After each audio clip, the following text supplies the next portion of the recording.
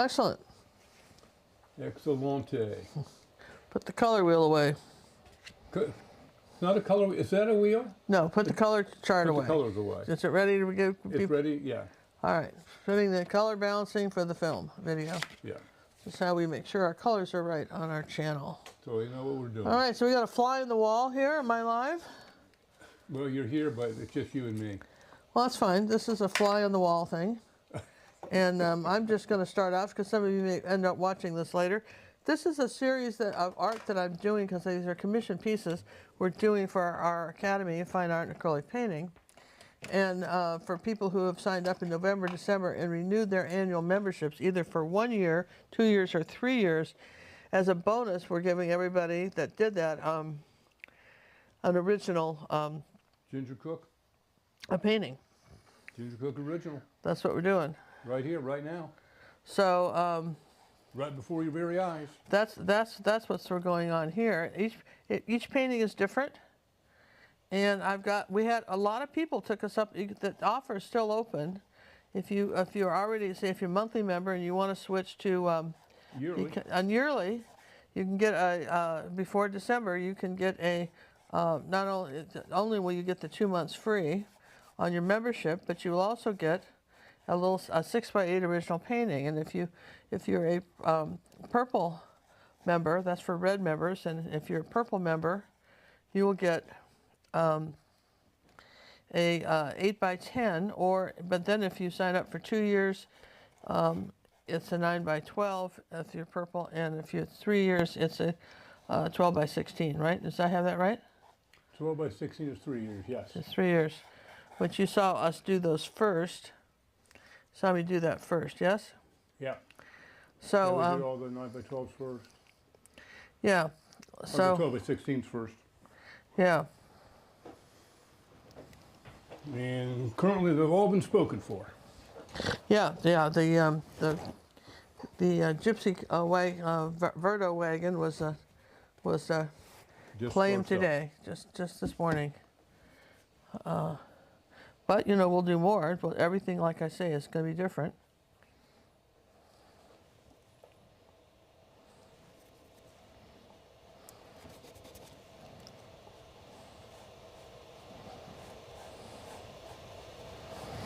So that's kind of fun. And so these are not art lessons. These are not tutorials. But some of you want to be a fly on the wall in our studio here in Texas and just, watch me paint these. And I may regale you with stories of past adventures from my childhood and travel trips that John and I have done, weird things that have happened. So we try to keep this kind of entertaining now that my cold's, under control enough where I can talk and not seem to cough all the time, because that's always a challenge, yes? It's on the amends. On the amends, as they say. Yep, on the amends.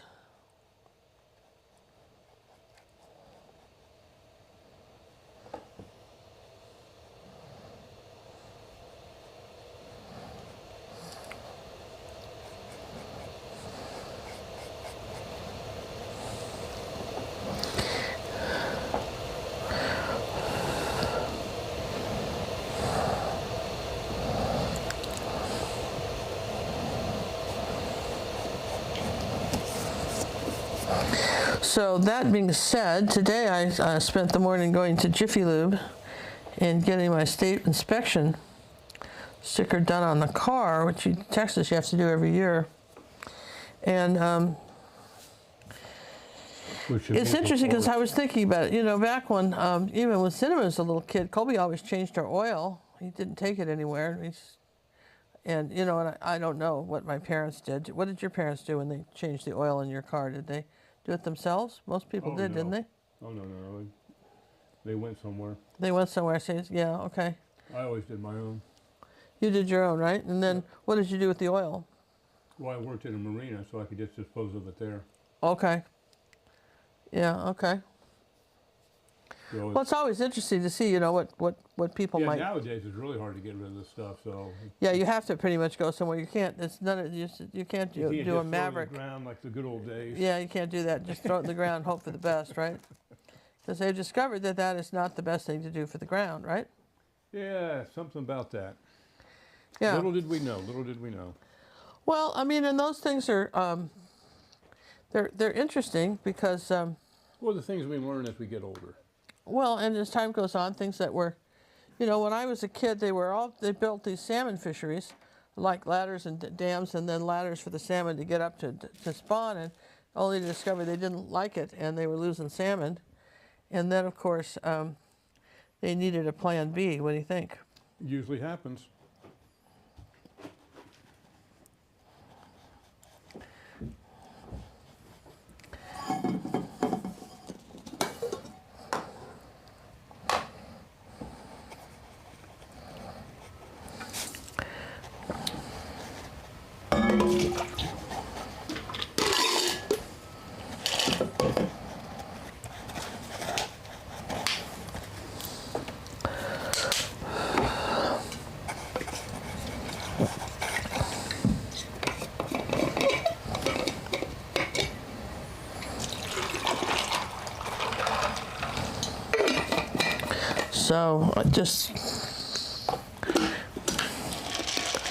So then they said I had a torn windshield wiper. Oh, I gotta check the price. Otherwise, I would have passed the test. And then so for $25, I could get the cheaper version, or $45, I could get another one, better one. And then I said, well, you know, I don't drive the car very much. I don't drive it at night or in the rain. So go ahead and do the $25 one. Do that. So then they came back 10 minutes later and said, oh gosh, so sorry, we don't have those. Now they weren't going to pass the inspection, and so to go to another parts store and get a wiper, and then, you know, have John put it on and then bring back, and you got to figure what your time's worth on all this too, right? So I said, okay. Another $25 for the inspection. Yes, yeah, and then you have to get it inspected again, right? We're sorry you flunked. So they've got you over a barrel, and literally an oil barrel of some kind. Captive audience, as it were. Captive audience, and so then I said, well, yeah, go ahead and put that on. You know, go ahead and do the bigger, you know, do the good one, and then, well, I'm going to dry this and tell you what happened. Ooh. Cliffhanger.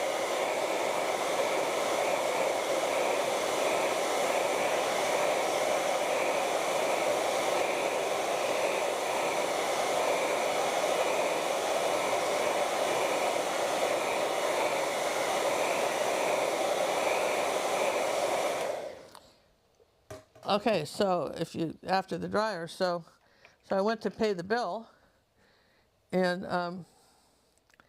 then only to be informed that they actually only put one windshield wiper on. I said, one, huh? And they go, yeah, just the one. One. That was $48, whatever it was, for just one? And it's going, yeah, right? And I'm kind of with the lady on the TV that, you know, that is just shocked. It's got sticker shock, you know. So I'm going, well, at least it was on the driver's side. And John said it was a good rain, you know, it was a good windshield wiper. But they do have a captive audience, don't they, John? Oh, absolutely. And yeah, I'm looking on. For that same windshield wiper, I bet you can get two for what I paid for one of those, huh? Yeah, pretty much. And what that does is that we don't go back there. You know what I mean? I won't ever take my car back there. No, it used to be where we always go. We won't bother anymore. We won't bother anymore. I just won't come back, and we'll go somewhere else. And people don't understand that when you do stuff like that, you know, yes, you can, oh, I'm sorry, we're out of the cheap ones. You got to buy the expensive one. That's a good trick one time. And if you don't want repeat business, keep doing that. Yes? Yes and yes? Yep. If I get two for $30, I get one for $16. Yeah, see? This is what? $10. Yeah. Yeah, huh? No, like you said, as soon as you leave, it's another $25 to come back just to get inspected again. Yeah, so they've got plus the time involved to go get one and put it on, etc. Yeah, This yeah. is what you wanted right here, the OEM quality 26-inch and 16-inch, two set for $12. Yeah. And again, this is a car we don't drive much. We drive, well, Because we have the Prius, and I've got No, the And wrap. it's 10 years old, but only has 60,000 miles on it. And we had to put. I'm so happy with John. We needed a new battery, and I was going to tell you the battery story last week, but I didn't have a happy ending for it yet. And I didn't want to tell you unless I could come. I like to have happy endings for my stories, right? Or, sounds like I'm complaining. So anyhow,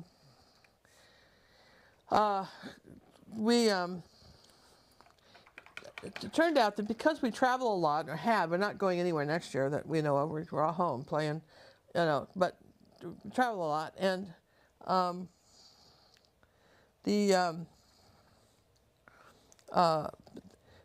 my car was dead, and the battery was gone, and we're going to have to replace the battery. So what I did was there's a service called Claude on the internet. It's free for the most part if you don't use it very often, and I told them I wrote Claude and said that's like the Bing search and AI.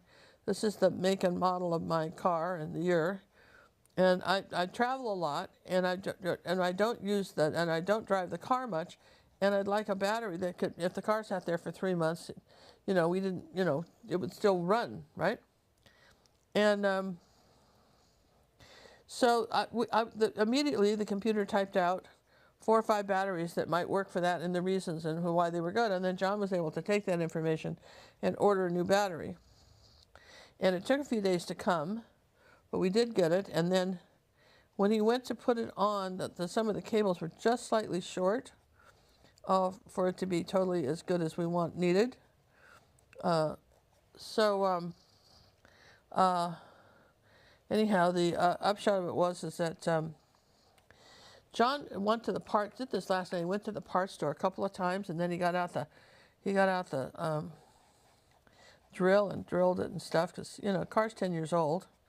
Anyhow, John was able to install the battery beautifully for me because he knows all these great tricks. He's not just a good guy on the computer. He knows other things. Now, you guys, that's pretty neat, right? So, John, I'm just very appreciative of, I feel very privileged to know somebody like you that can do all these things, baby. Because you're amazing. Oh, you're so sweet. He is, you guys. Isn't he amazing? So that was so then I very bravely drove the car to Jiffy Lube today to get it inspected. To get it inspected and get all that done. There you go. So did all that, right? And zinc.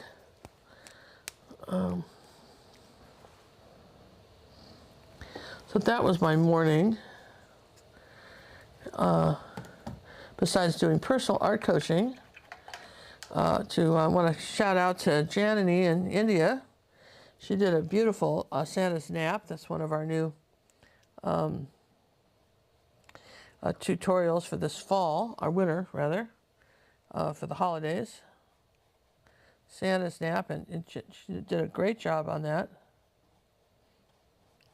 And I just had a few small suggestions, which I usually make a little video and chat, and we talked, and so that felt very productive. Don't really like that right there. Let's put some more orange there. We'll redo that in a minute. Don't like that. Okay, so anyhow, for more news, I will. That's so funny with watching the cruise news guys, and he always goes, and then I'll tell you in a second. And I'm like, right, I'll tell you in a second.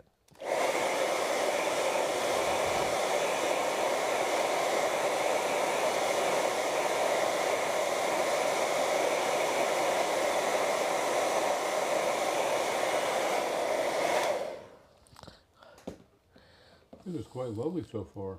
Thank you. So after all that, I'm talking on the phone to my good friend Kim Carr. There, and where does she live? My good friend, Alabama, yeah. And anyhow, I was telling her our wonderful battery story, and she said, "Did you know that one of the parts stores, when you buy the battery from them, they will come to your house and install it?" I did not know that. Did you know that, Don? I didn't know that. We didn't know that. Our guys would do that. What? I don't believe our place would do that. Well, you know, I don't know because we never asked because it didn't occur to anybody to ask, right? No.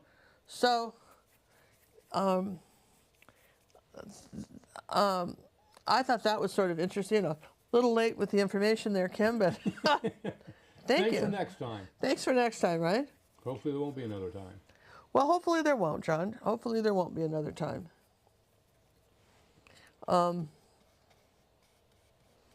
That's what you'd hope, isn't it? Hopefully there will not be another time. Now, curious a question. If I was the one that took a card, and you think I would have got the same response? No. Yeah, that's what I'm thinking too. No, they see you Yeah, coming. the old Jiffy Lube has just gone by the wayside. Well, no, and I'll tell you something too, is that, and they generally might have been out of my my wiper. They might have been, and it generally might have been ripped. But you know what? He didn't show me the ripped one, right? Yeah. And then if he'd brought it in after I'd asked him to see it, he could have torn it himself. So not that we're too suspicious, right? But still, right? This seems awfully coincidental. I don't know. Well, you know, years ago, when Cinnamon was a little kid, we lived in Aspen. She was a toddler, and she was starting to walk, and we had a little tiny yard about, not even a yard. It was like a little patio. It was fenced in, so it wasn't very big. It was about the, I don't know, size of a bathroom or something. Just very small, okay? Teeny tiny. Teeny tiny. But so I decided to put some outdoor carpet out there because my thinking was that if she fell down, it wouldn't just be hitting her head on concrete. It was, you know, not terrible thinking, right? Yeah, that sounds pretty good to me. Right, and that was my reasoning behind all that, right? And so anyhow, the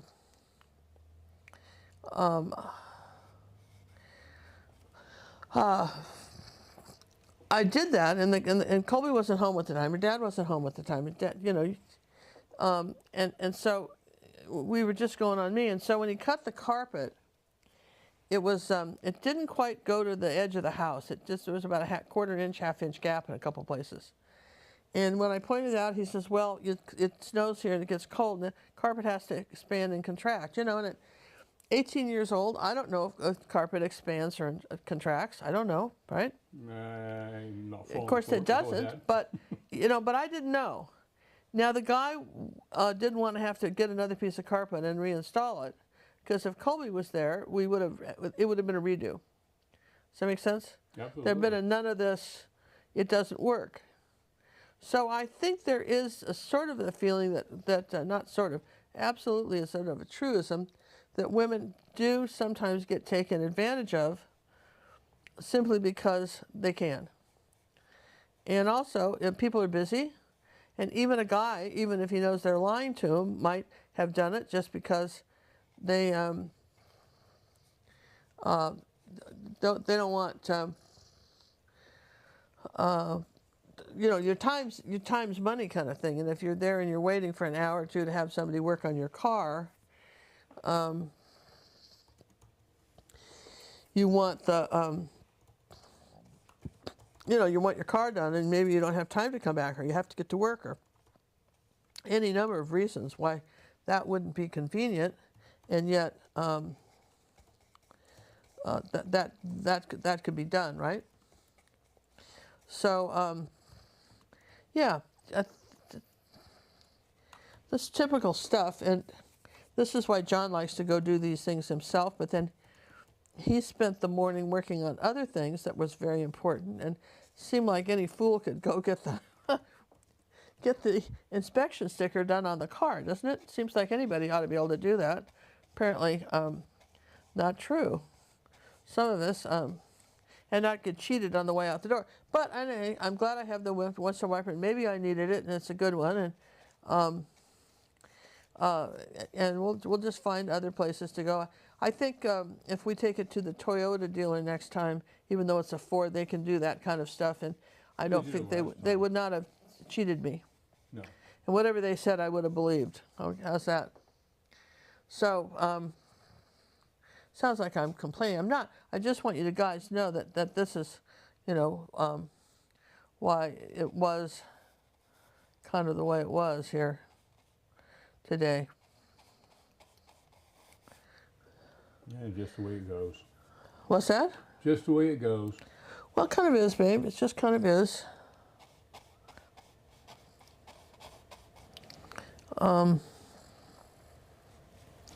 I like painting snow. Now, interestingly, somebody was painting snow the other day, and they said they'd never seen it. This is one of the hardest things to paint if you've never seen it, and it just is, because you have to have. If you've lived through it, you kind of have a better understanding of what you're painting. Not that you can't paint it if you haven't seen it. You just really have to pay attention to values. That if you haven't painted snow before, and you're finding a tutorial, which we have lots of those, by the way. There's wonderful snow tutorials, by the way, on our website that are marvelous. I would suggest, and you've never seen snow, I would turn the whole painting upside down, and do it upside down, so that you're not trying to understand stuff you don't know. You're just doing whatever's there, and you'll end up. I think you'd end up with some pretty good results. Myself, just by doing that. Okay. I think you're right. So if you want to leave this up, I'm going to take a break for a second. I'll be back. A little fast restroom break, and Hold on a second. I don't have Momento, por favor. I don't have a fly on the wall thing to put here. Do. John will put it, and I'll see you guys in a little minute. Let that dry. Put that there.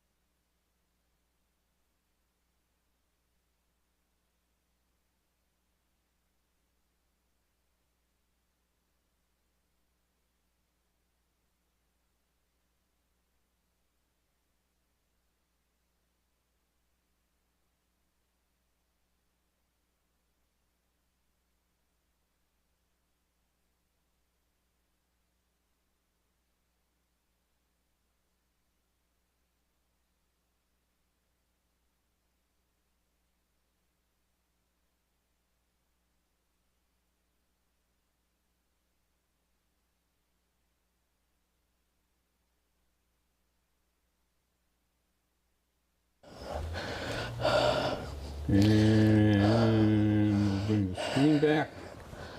And we're back. Okay. Great. Love it. Huh. Okay. Good to know, right?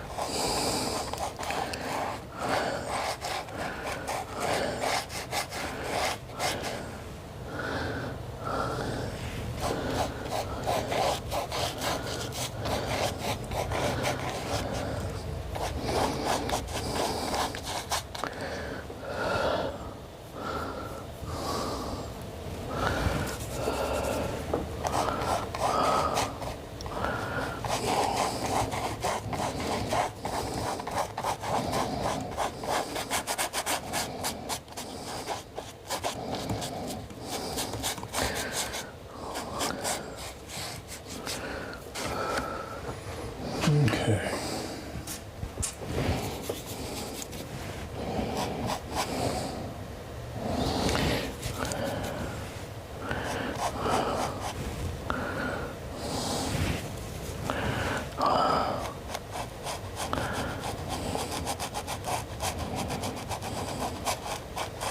Jules had a similar experience at Jiffy. Did she? The Jiffy Lube female tech said, no, you don't need a new filter. It's hardly discolored. The guy who had to go over the final check said, oh, your filter is dirty. Gotta have a new one. Yeah. I think they're in the business to make money at anybody's expense. Yeah, well, you know, the problem is that, you know, we all talk. Yeah. So, and there's probably some very wonderful Jiffy Lube dealers out there that treat their people very honestly. But it's a couple like that where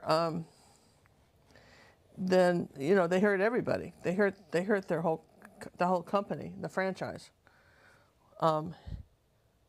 It's like I was reading today, I mean, this is a fairly new news story. I was reading today that CPAP machines, you know, for respiratories. Apparently, for years, there's the FDA has not been following, you know, protocol guidance on these and allowing some brand of machine to be, I mean, not just not okay, but just really defective, that they were sending out to the public, and which is kind of scary, right? Yep. And excuse me, cold's breaking up now. And that's the kind of thing where you expect the, you know, in this case it was the government agencies that had dropped the ball in not noticing the defects. And you know, did they drop the ball? Should they have had to notice the defects? I guess after a couple people died, might have been their first clue there was a problem. I don't know. It's just me, John. Do you think it's just me? I'm getting cynical in my old age. No, I just think people are taking advantage of people. Yeah, maybe so, huh? Thinking that maybe there's a little of that going on.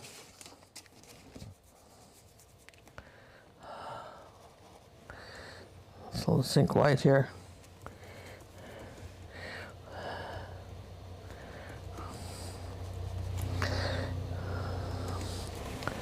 There we go.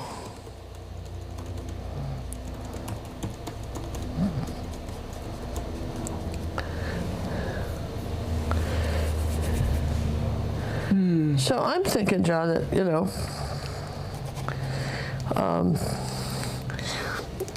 you know, if all YouTubers, regardless of what their program was, just took a moment and shouted out things that injustices or problems that they'd had, you know. It would shake up the whole industry, wouldn't it? Well, because I mean, if we all just said, look, even though it has nothing to do with painting, you know, this happened, and you know, gosh, it could have been nice if it didn't, right? Would there would that make a difference? And you know, just you know, for instance, Oprah, you did things like she had Oprah's favorite things. It doesn't do with her show, but you know, she had a bra she liked, and she was kind of a heavy-set gal. She talked about a brand of bra she liked, and I tried it because it had the kind of wider straps, good lift and everything. And, you know, I appreciated the fact that she did that, yes? You know, even if I even, it's nice that she gave them to her studio audience, but more for me is I like the fact that she mentioned it. These are some things that have worked for me. And then look what she did with the book clubs, right? She got people reading and all kinds of stuff just because there were books that she liked. So I suppose there's a certain amount of, what do they call it, influence that you have. You can really influence. You know, you really do. You influence, because I'm influenced. If I'm watching as another YouTube person about something, and like particularly the makeup people, I'm right on it, right? Look, they like that. I should try that. Looks good. Most of the time, I'm very happy. Anyway, these are just small observations Ginger is making. Don't know if they make any difference to anybody, but I'm just.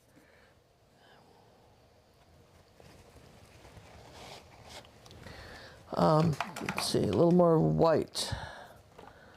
Titanium white, kind of ran out of that, getting down to the bottoms there, picking up other colors.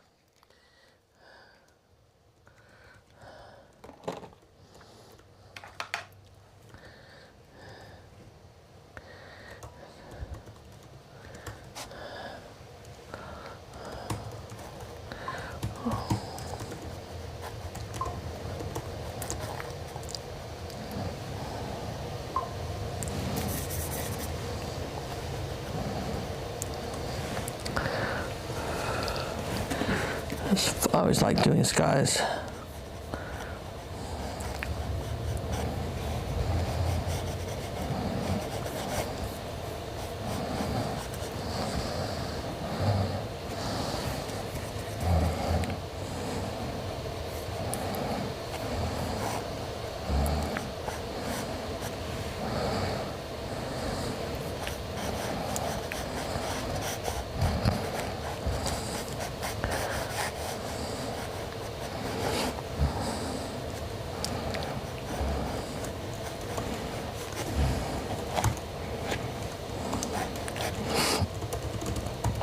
So what are you working on today, John? The new store site. I got 4 to 5 days left.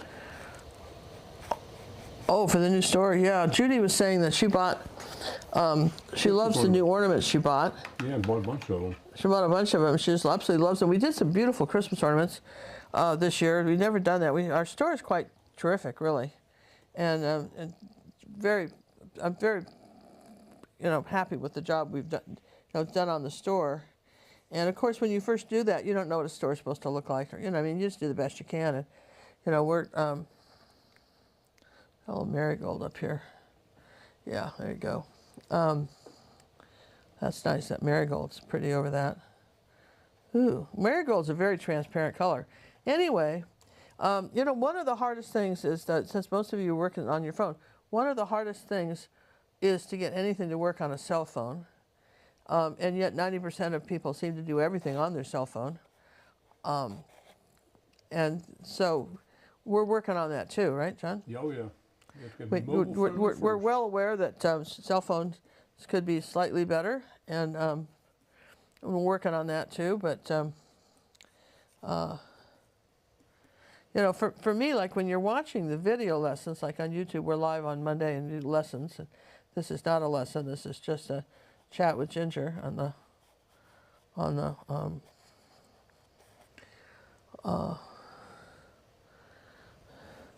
as a kind of almost, this is almost like a blog, really. Would you say that's a good way to describe what we're doing here? Kind of almost like a video blog where I'm painting and just talking to you about stuff, right?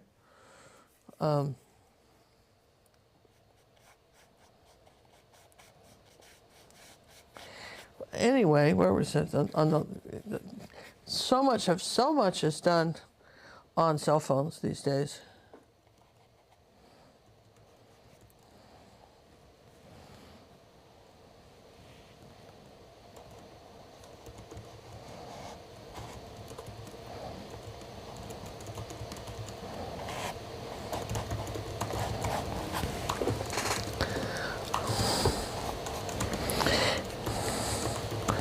Now this tries to jump to.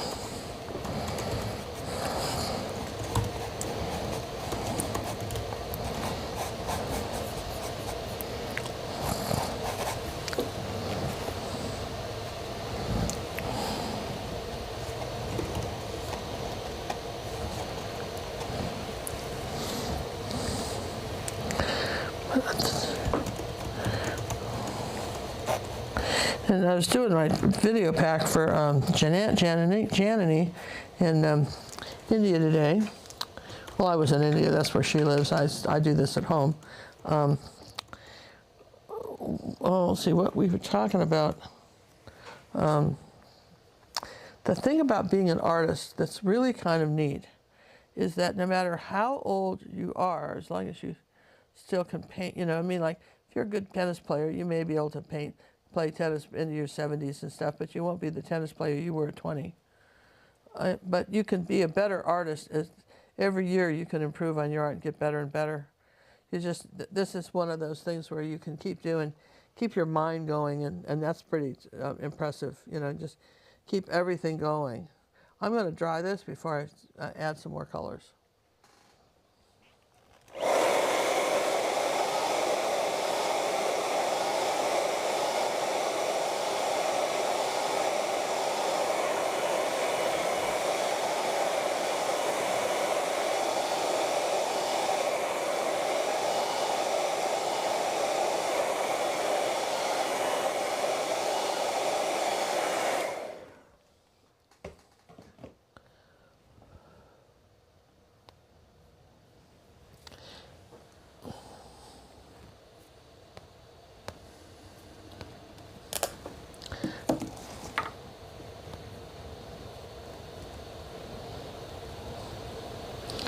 All right, now,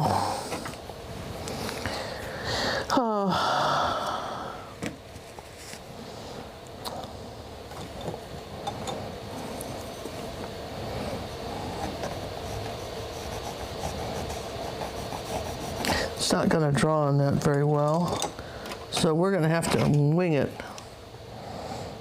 Like that, we're going to wing it, John. What's wrong with it? Normally I would, you know, draw this on. Oh, but you're a gambling gal.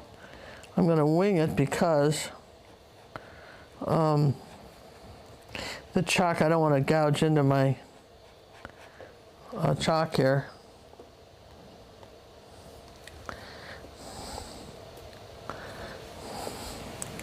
I'll use a little tiny brush here. But yeah, that's a nice thing. That is the wonderful thing about being an artist, and you can learn at any age. You're not too old to learn it. I say the main thing that probably holds people back from learning as they get older on art and something like this and computers is the technology issue. You know, I would say that that's probably more likely to hold somebody back from painting. Is that, you know, they don't understand computers, or they can, you know, even watching on their cell phone is going to be too much of a challenge. And so therefore they're maybe not as likely to take up, you know, learning on the computer and art and so forth. But one thing that is unique about us, and might as well give us a commercial, is that we have amazing technical service.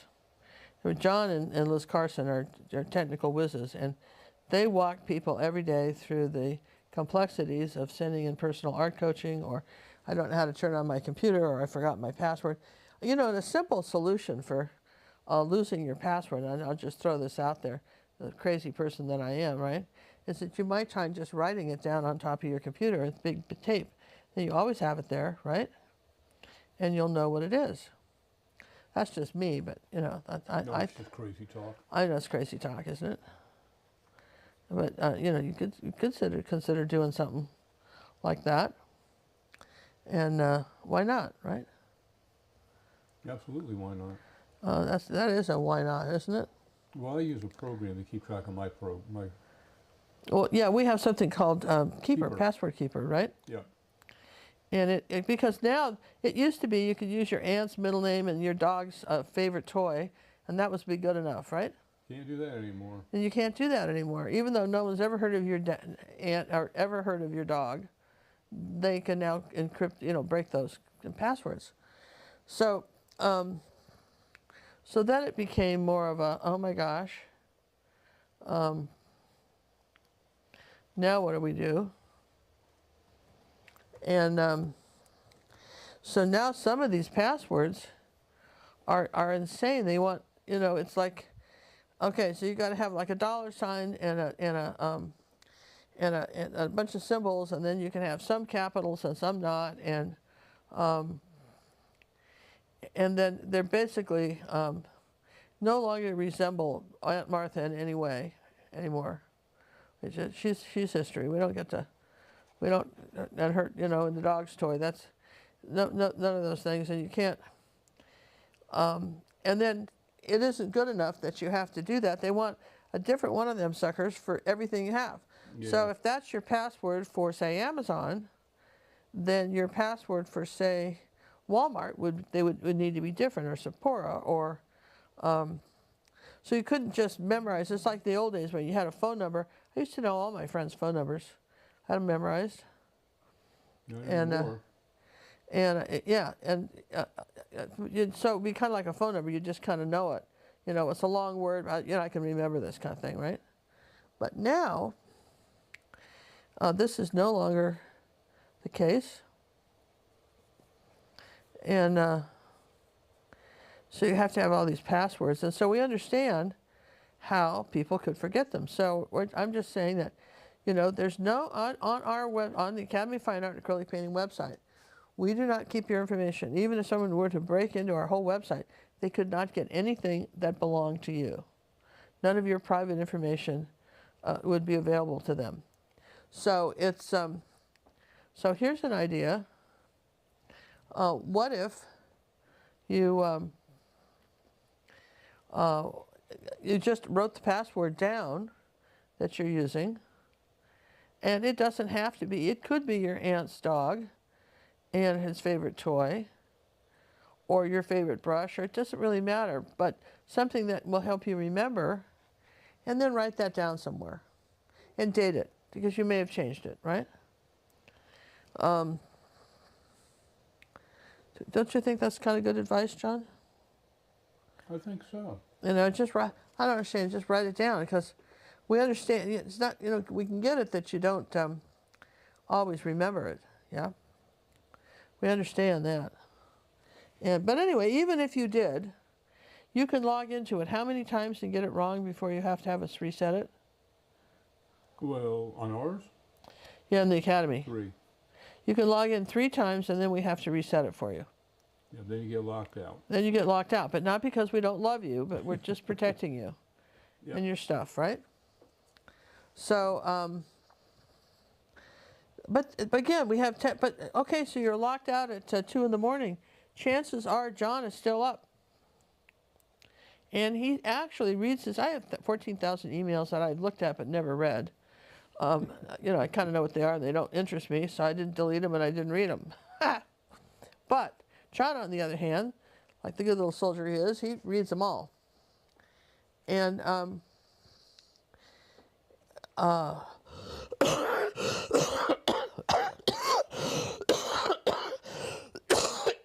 so anyway, one of the things, yeah, tech support.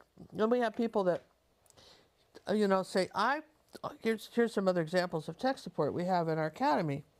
Somebody says, I found this great picture, and you only have it 8 by 10, and I need to put it in my aunt's house, and it needs to be 30 by 40. Can I do it, and can you send me a traceable? And believe it or not, we haven't had to, you know, we've been kind enough with, you know, I'm not saying we'll be able to do it forever, but right now we've been able to do that for people. And we certainly can tell you, we have even a chart on our website that tells you, like, if you have a 6 by 8 canvas, what the next size is of painting you can use to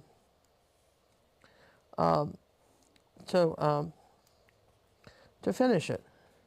You know what I mean? To make it bigger, if you have a canvas. So, but honestly, I got to say that if I'm doing a horizontal like this, and you wanted to make this a vertical, I've got the design and everything laid out for a horizontal. So we see that sometimes where somebody will think they want to do a different configuration, not understanding that they've changed the whole design of the painting.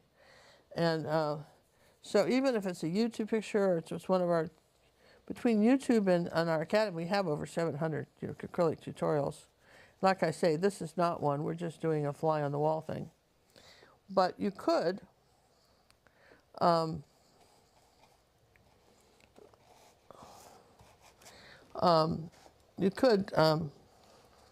for sure, you know, get our help on whether or not something would make a good, you know, a good design. Maybe you have a photograph and you're not sure about the photograph. So we're happy to help with that, huh, John? Absolutely.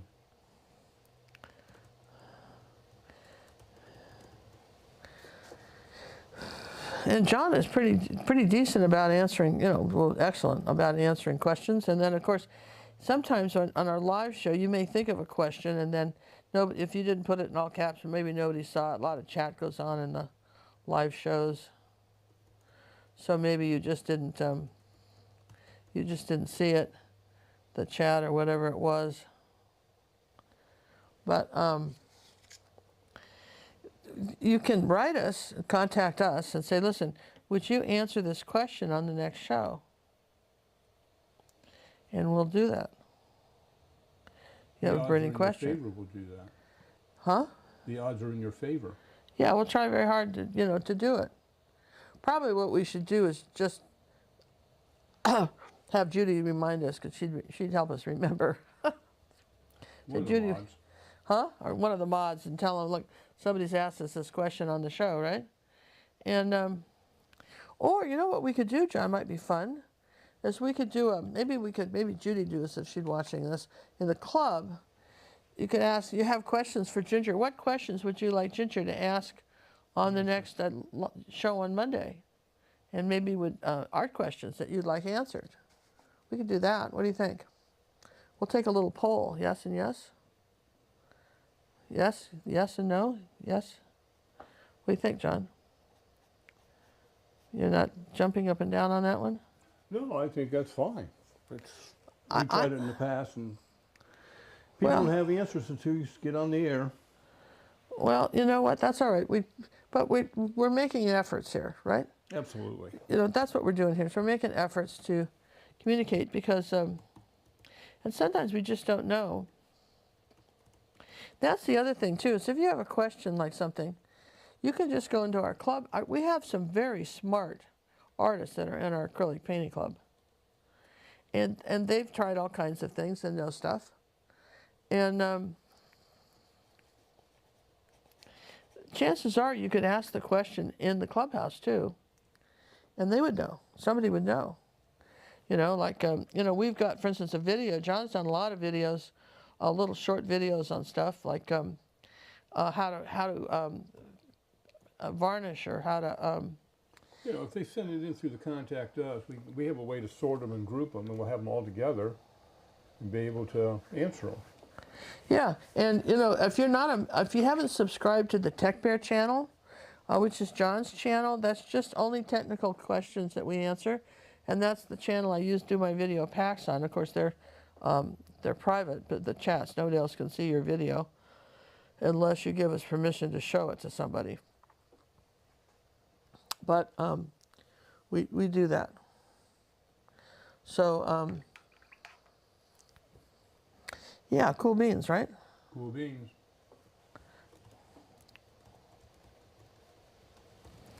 And we do all that.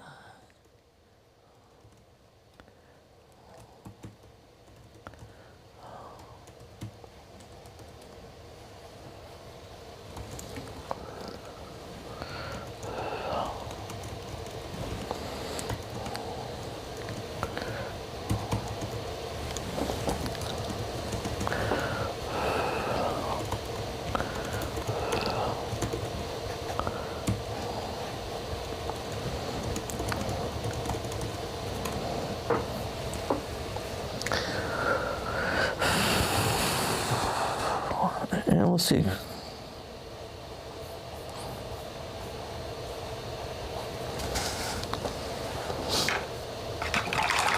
This is sort of a fun way to paint this, isn't it? All kind of backwards, right? From what I do normally. Yeah. Well, and people are kind of trying to figure out what it is exactly we're painting. I don't think they quite know fully yet what it is. Well, they can tell it's some sort of snow scene, right? Well, I think that's kind of a given.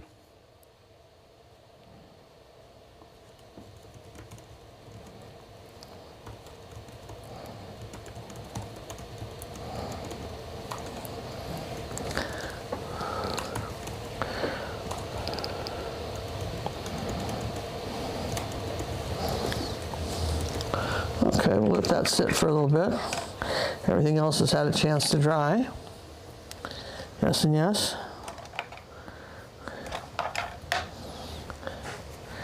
So years ago, when I lived in California, there was, it was before YouTube, and I know it's hard before YouTube and all that.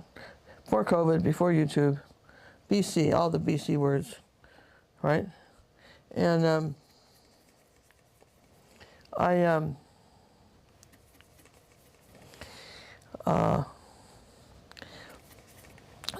joined this art group, it's called California San Diego Watercolor Society.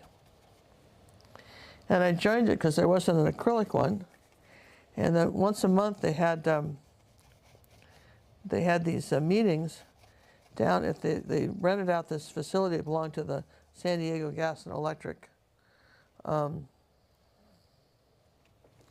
company. And so the hall was huge, it hold a couple thousand people. Okay. And they would invite in guest artists from around the United States, real famous ones, right, to come, and they would do demonstrations. And they had, and of course, if you were sitting back, watercolor's flat. So if you're sitting back in the audience, way in the background. They didn't have a screen? They had a giant mirror that you could look at the mirror and see what the lady was doing. She mostly, well, there was a guy too. There was guys too, but see what people are doing. This predates computers and... Yeah, this was before all that, right? This is what they had. And it was interesting because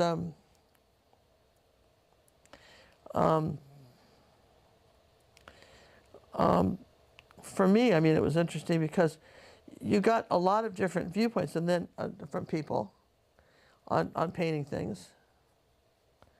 And then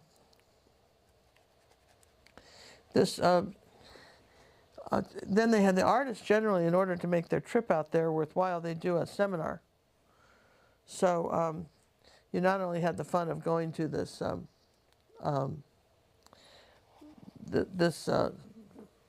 neat thing on something to look forward to, once a month you'd go to their monthly meeting thing, and And then you had this other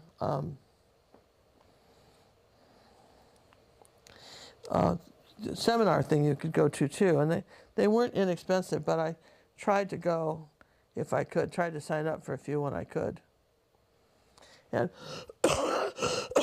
watercolor is not my thing, but I've had done it a number of years. Wasn't my thing, but I like the instruction, because you learn a lot about things from artists, not just how to paint with acrylics. You learn how to perspective, or maybe you learn some facet of art that you hadn't thought about, that you is in there, but you hadn't thought about it, or it had, didn't come to your forefront of your mind, that maybe somewhere you were aware of it, but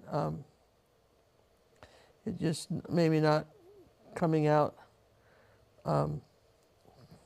immediately.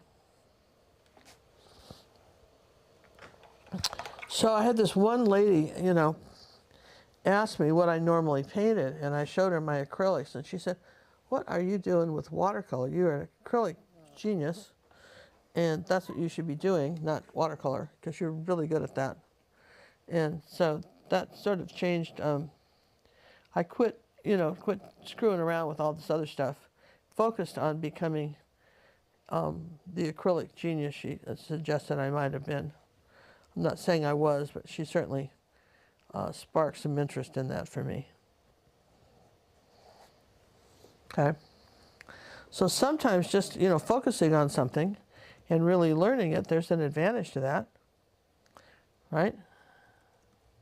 Did you say, John? Absolutely.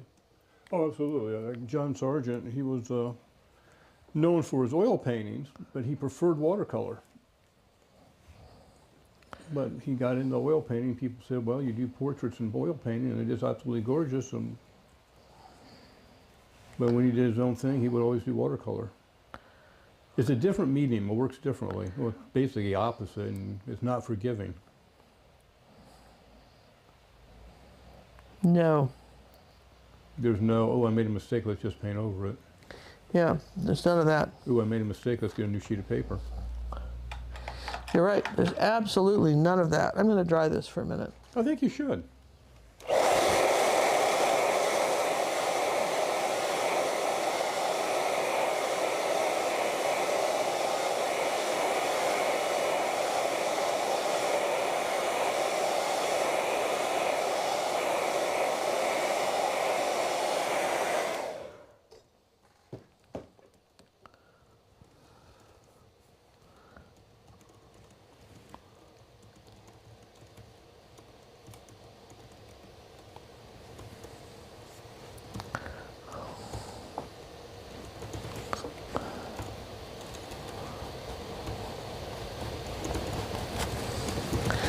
Okay.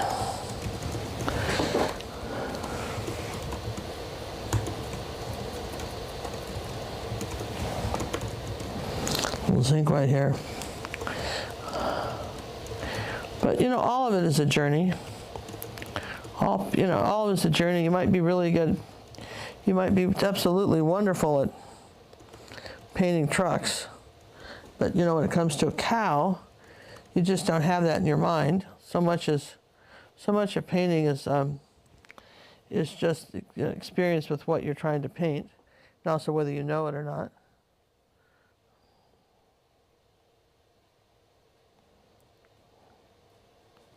And then if you do it enough, then you understand when acrylics dry darker. You've got that understanding. And nobody has to tell you that stuff, you just know.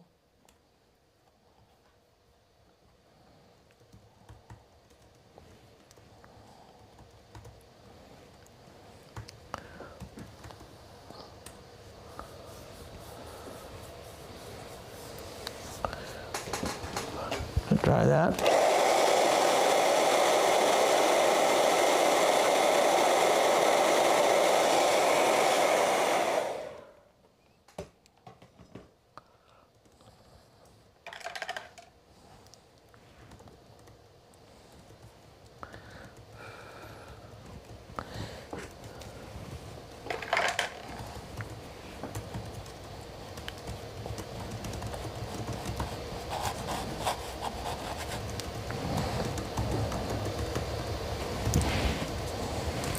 See, I think I need zinc out in a cleaner place. It's running into color. I don't want it.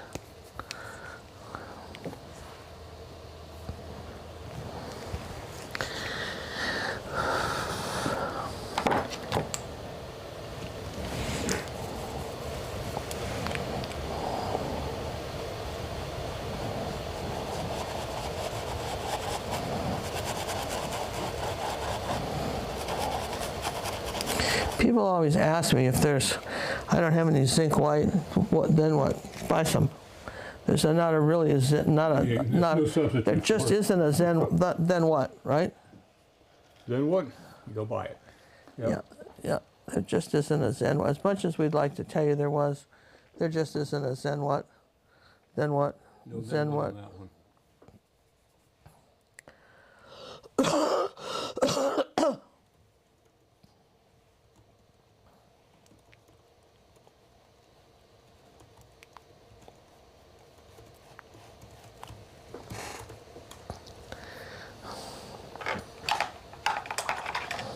So, anyhow,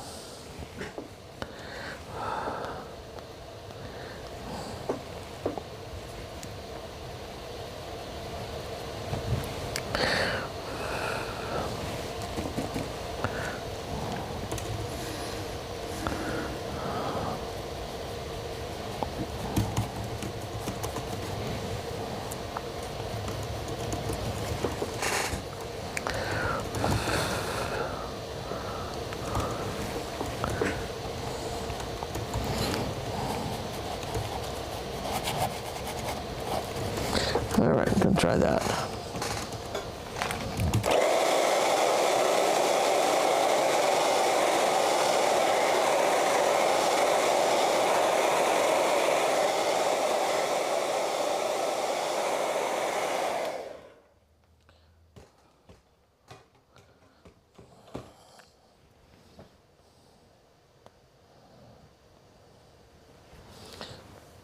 Okay, come back here, you. All right, turning everything upside down.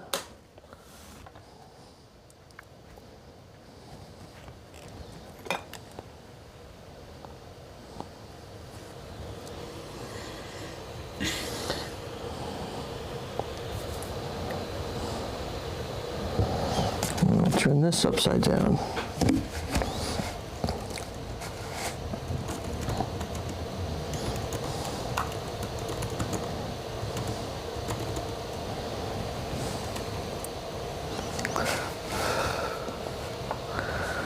All right.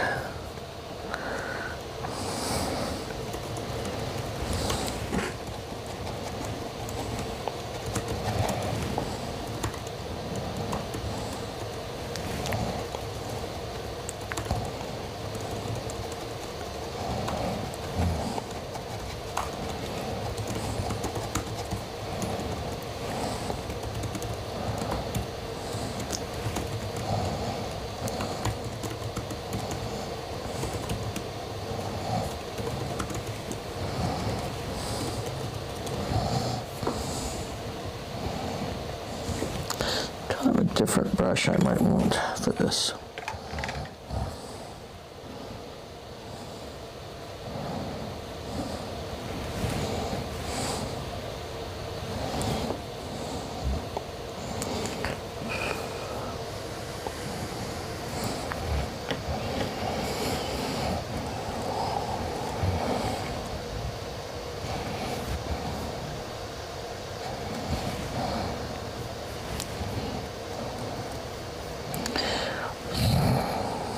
So if you're just catching up in here and seeing we have a live YouTube show on, this is what we call our Fly on the Wall series.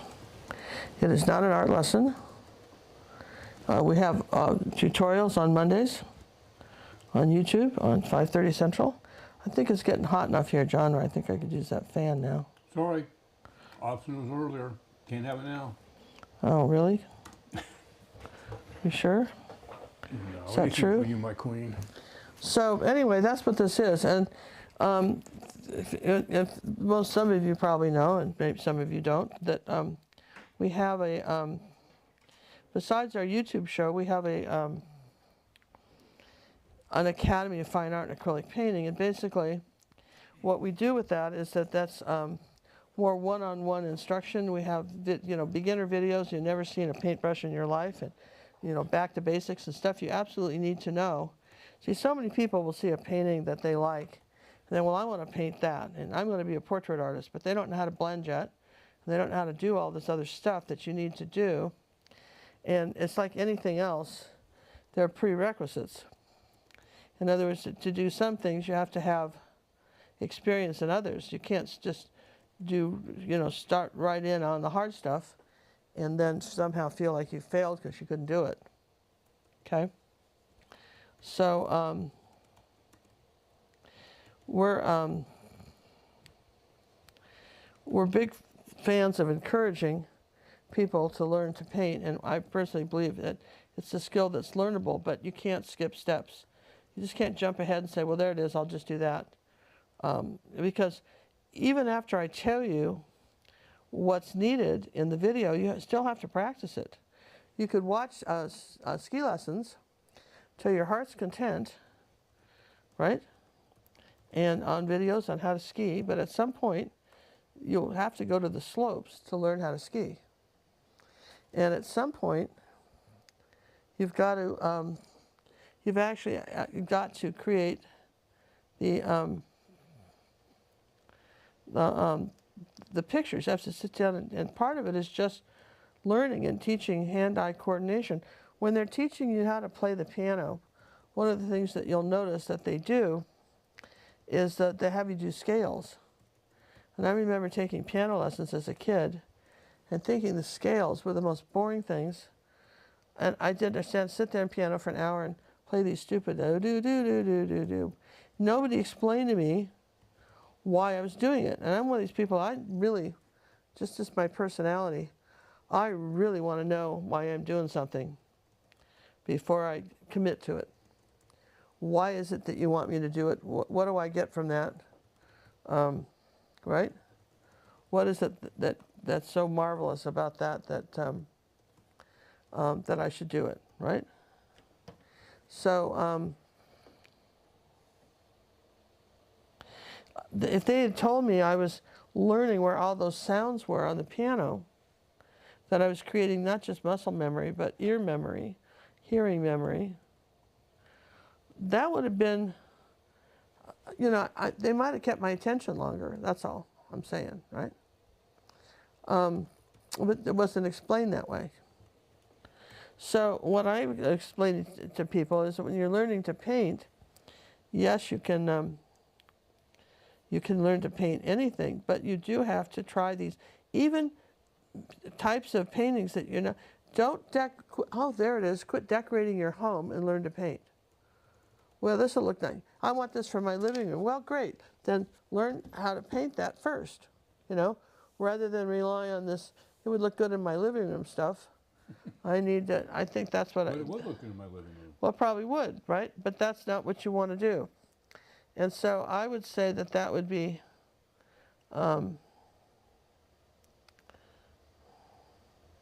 that's some pretty good advices, don't you think, John? Pretty good advices indeed. Because I think that's what happens is that people start decorating their homes, and then they say, well, I don't see, and then I'm out of places to put stuff. Well, you're either decorating your home or you're learning to paint. Maybe you can do both, but might be good to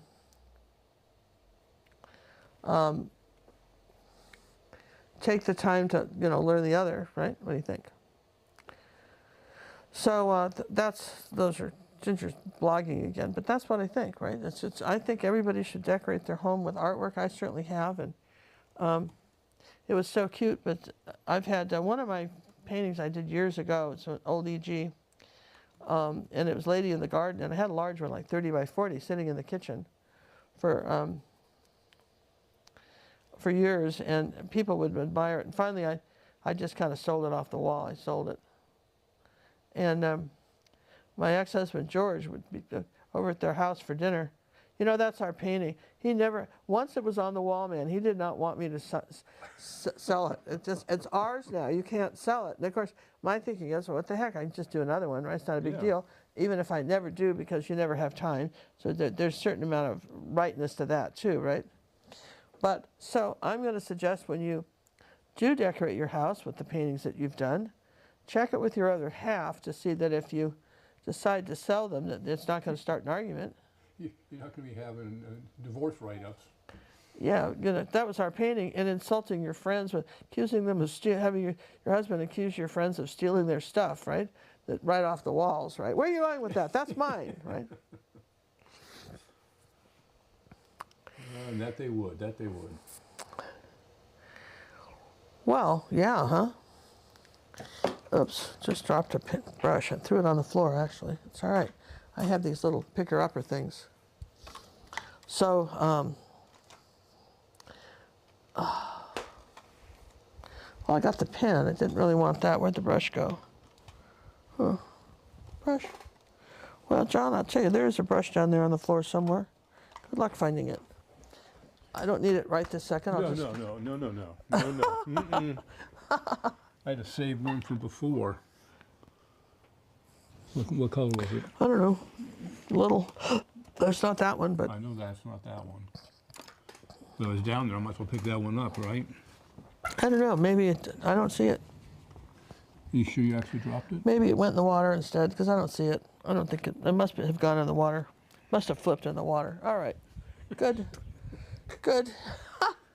With a little one? Yeah, that's a good one. Is that one back now too? No. All right. It's available. Wasn't that one, but you know, we'll work on that. So, another funny story. Some of you have heard this before, but still one of my favorite, right? And George and his, you know, kind of, it's my stuff, you know, kind of, it's mine. When we lived in Washington State, growing up, there were campfire girls and the Girl Scouts. Now somehow, now don't be offended by this, I'm just saying this was the perception, not saying I agreed with it, but as a kid growing up, the campfire girls didn't quite have as good a stuff as the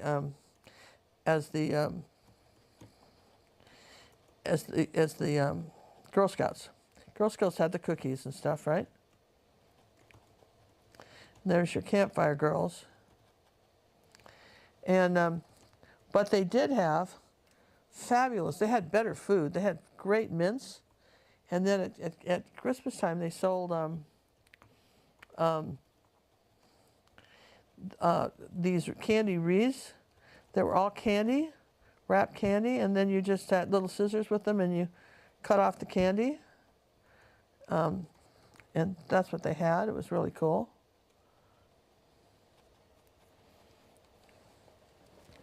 And so, I mean, I just remember that. It's just something. We always bought one and had it on the door for people, and they had little scissors, and they'd come and they'd take it off, right? The candy off the door. It was sweet, right? So I decided I would make one. You couldn't get them anywhere. I made one, and I went to Michael's, and I got just a, $5 fake. Michael's is an art store and kind of a discount, kind of hobby store. Went to the local hobby store, and I got some a wreath for like $5, and then I found some candy for $5 and hot glue, and I glued it on the wreath. I made a wreath, and then got beautiful ribbons and tied some scissors on it, and little ones, and so people could cut the candy off, and hung it on the front door. And I hadn't explained what the tradition was to George. I just thought everybody knew, right? And maybe in his family they didn't buy those, or they had different economics, and so he grew up with them barely eating. So I'm sure his parents weren't buying candy wreaths from the Girl Scouts, right? And all, in fairness to him, I mean, they just wouldn't have been doing that, right? So anyhow, I hung it up on the door with the scissors, and and out there attached to the wreath. And it was beautiful, stunning wreath.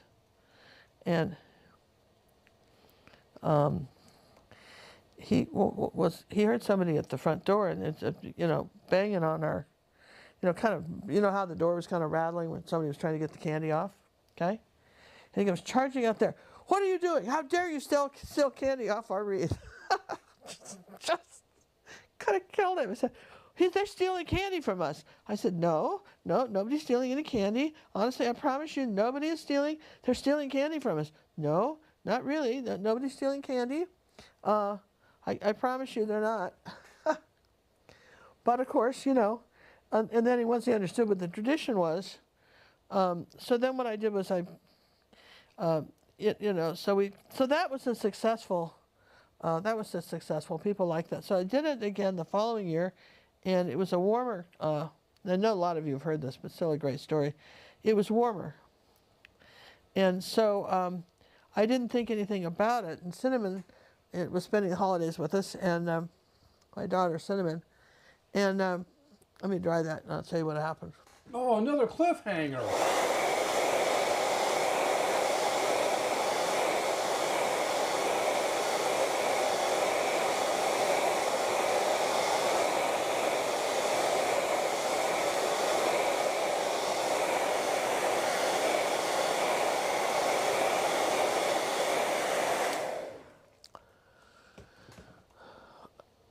So anyway, Cinnamon and I heard the screaming and cursing and banging against the front, thump against the front door and screaming and cursing. And we looked outside, and the UPS guy was delivering packages, was running down the walk, screaming for his life, being chased by a bunch of bees.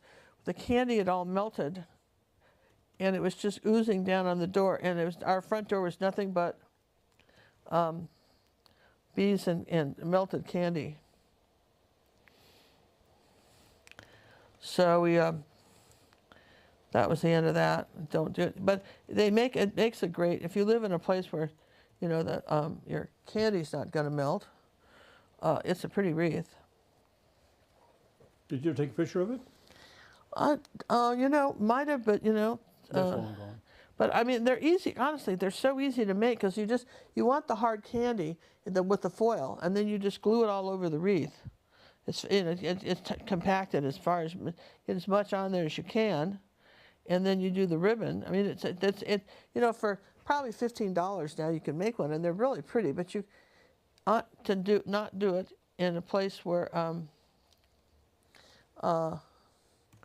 you're liable to. Attract bees? To attract bees, yeah, there you go, right? Liable to attract bees. So, but who knew, right? Well, you know now. Well, isn't that true, John? I know now. You know now. I know now, and I don't have time to make one anyway, even if it didn't happen like that. Well, I think the bees will be around. It's still warm out there. Oh yeah, it's been very warm here. Yeah, you couldn't do it here this winter. It's been very warm. Okay, so far so good, yes?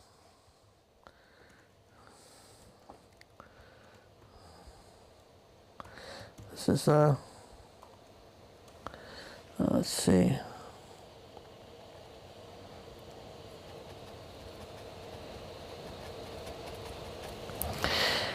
Anyway, that's oh, I know. I'll tell you what it's going to do. I should take a picture and show it on Monday. So our neighborhood really goes out for the holidays here. They decorate. No, not everybody, but there's people with kids. And in Texas, what other parts of the country do this, but in Texas, there's you can buy, at the different stores, you can buy like the inflatable Christmas decorations. So there's giant Santas and snowmen and people, the whole yard is just all these pumps and things going with all these decorations, yeah? And when the thing of it is that they don't leave them up all day. You only see them at night. So at home, when you come back, when you're driving, I was driving back from the, getting my car done today, what you see, okay, is it looks like terrorists came in and slaughtered all of Santa and his helpers on Oh, people's they were front all- yard because they're all just lying flat going. That is funny. I mean, that's what it looks like. I'm sorry, but it does, right?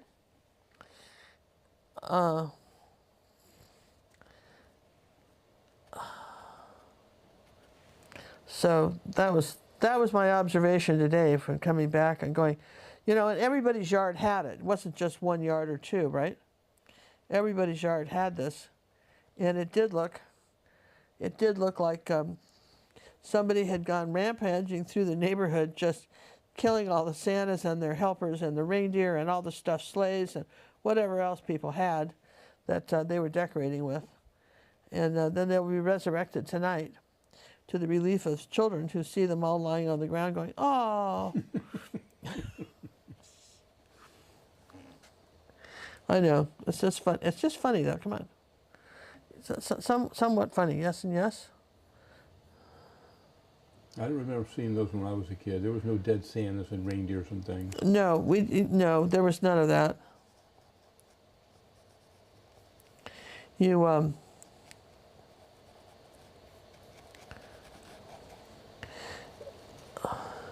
No, there's definitely none of that, John.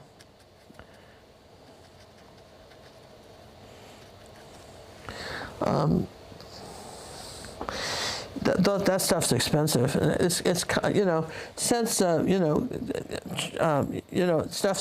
lot of stuff's getting made overseas, so the cost has come down. When they first came out with the idea of that, and they were not expensive, if you recall.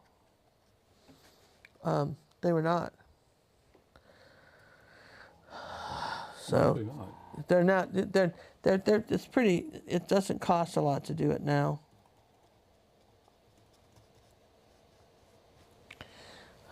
Not like the old days. Well, times change, different decorations. I'm telling you, just our parents were not of the generation that would have spent money on stuff like that. Even what I mean, they just wouldn't have done it.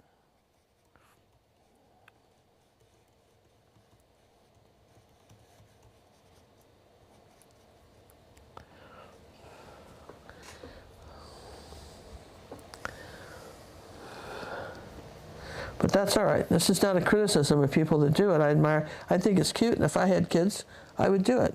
Absolutely. If I had little kids that were here, because the holidays really, the kids look forward to it. It gives them such joy, and not that it doesn't us too, but I mean, there's just something about,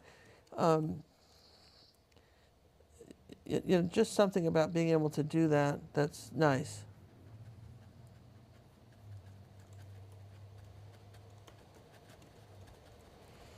Just nice. I'm looking for a different color, but I guess we'll do with what we got. Did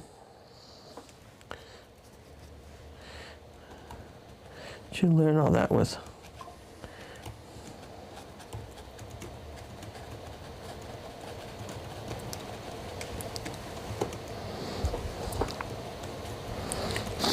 I'm going to dry that.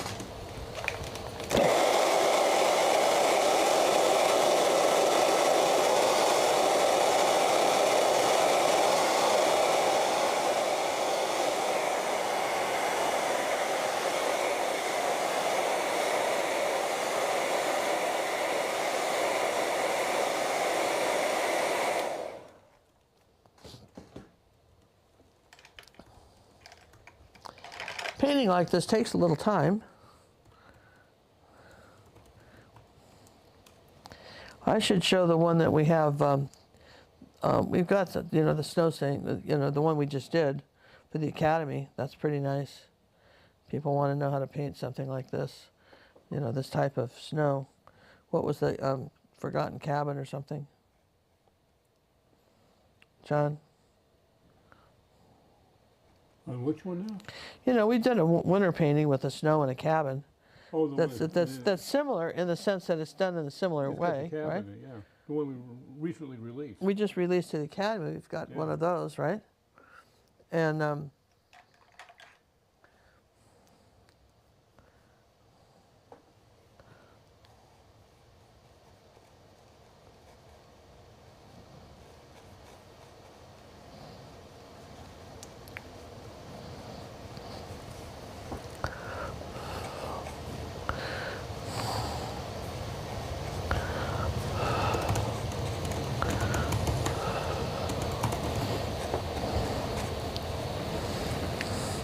I know we did.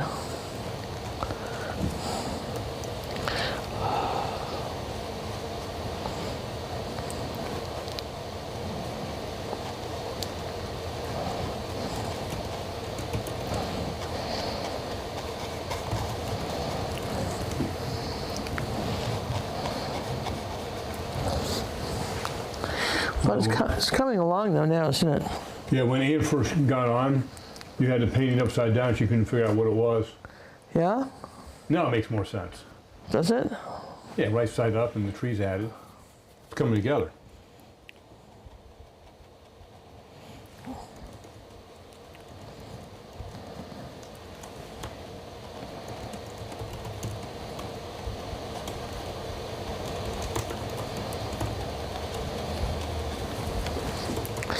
Yeah, it's coming together, yes and yes. Coming together.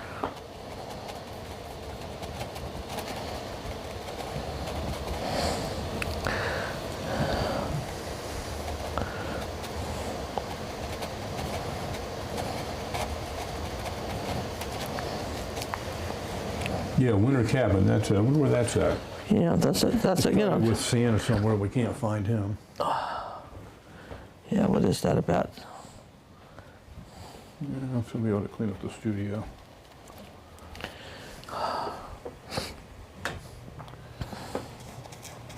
Remember what size we did that as?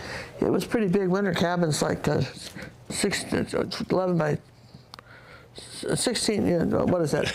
12 by 16. 12 by 16. That's it. How could you not know the sizes that we do when we do them all the time? You know, this is a question that I stay up at night wondering these things, John. I certainly do. But in this one, we did 11 by 14, just to really confuse you. You can show that to your fans. Yeah, right here. This is it's very similar, isn't it? It really Could be in the same woods, yes. Yeah, it's just down the street. And this is called Winter Cabin. It's you can buy it as a downloadable lesson, or try it for a week on our membership as a pink member, or you can become a monthly member, a red member, and of our academy, and try this and a bunch of other paintings. She's done very similarly. Winter Cabin. Put a little plug in for us. Yay us! Yeah, yes. Go team, go. Go team, go! Right? Yeah, 11 by 14. All right, I got to dry this because I got to put some back trees in now.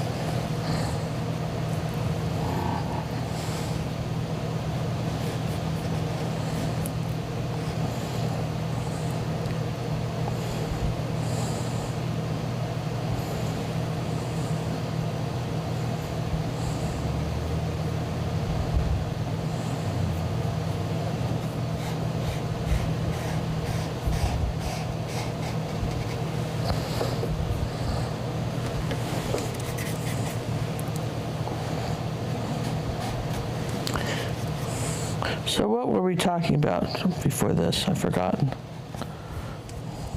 That's something important, undoubtedly. Oh, but remember, it was something. I forgot. We had something going. Do you happen to have a new one of these Bristol-ons, please? That I doubt. Let me check my resources, though. Is that your 3/8? Yep. My vast resources of brushes. Let's see. Well, nope, nope.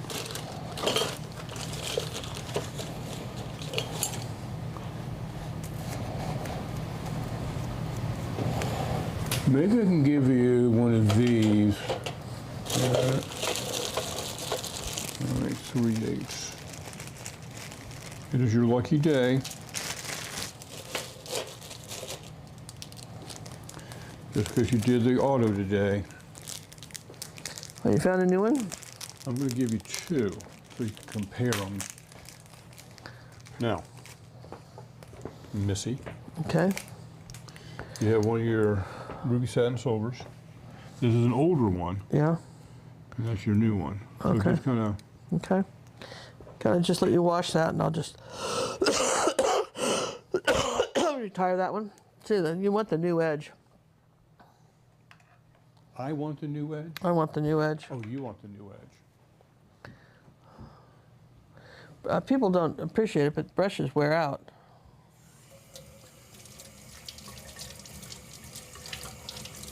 Hello, yeah, not a difference. When it's got a good edge like that, you can just tap it. You don't even have to draw the line. You can just tap it. And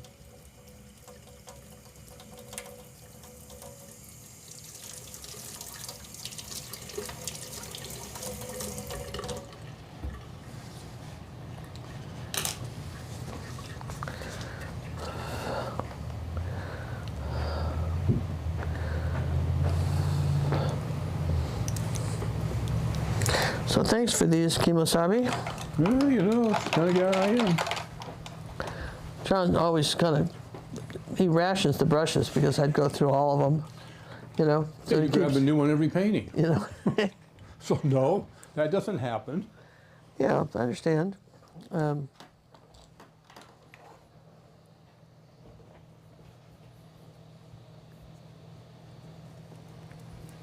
Definitely understand.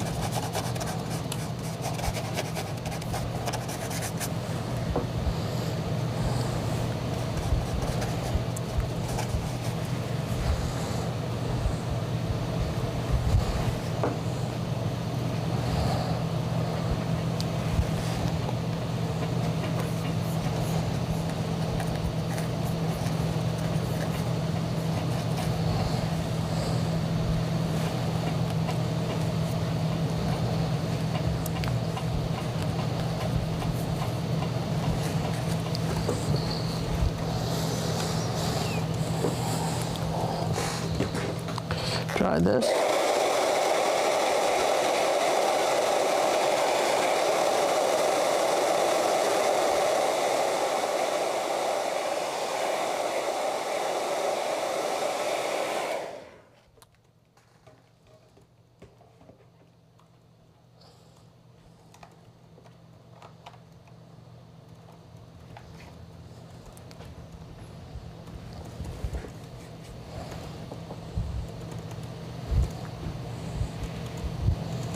And here's the ruby satin silver.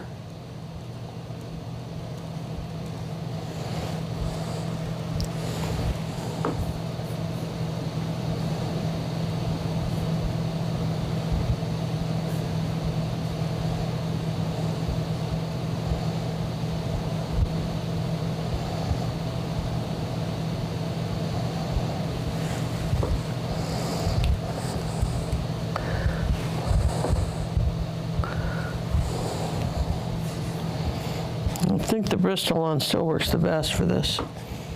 Yeah, it's more of a knife edge. It's a sharper edge. It holds its shape while you're pushing down on it. Yeah, it doesn't flatten out on you, which is good. So. I just thought I'd give you a ruby satin to bring back to go. No, I'm glad you did because it's, you know. This case is for it. Absolutely. It does. You have to load it. Make sure you have enough paint on it.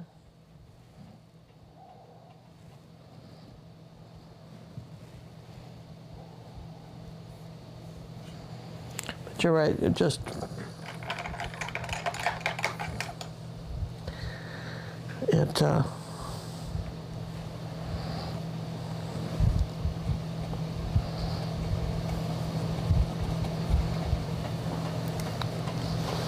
Okay, let's mark where we want this one. Put that one up there.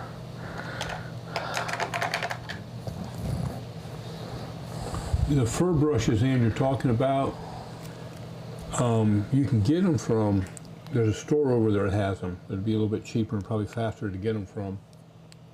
What's the name of the store that's over there in England?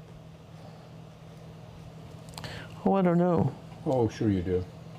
Somebody will remember the name of it. Harrison, yeah. Something like that. Harrison or Harris? Yeah.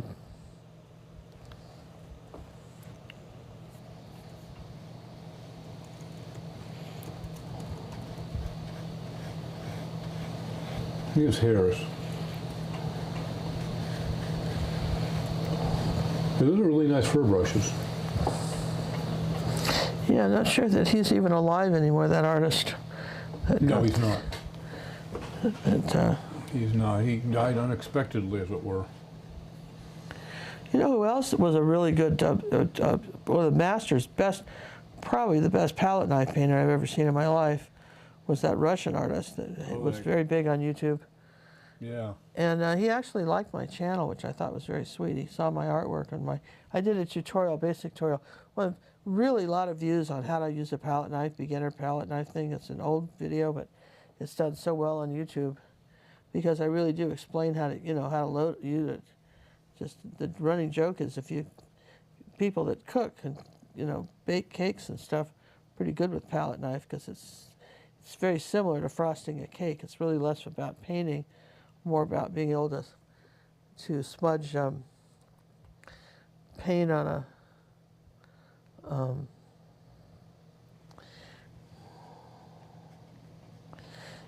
a canvas with a tool. It's not quite finger painting, but there's something similar to it.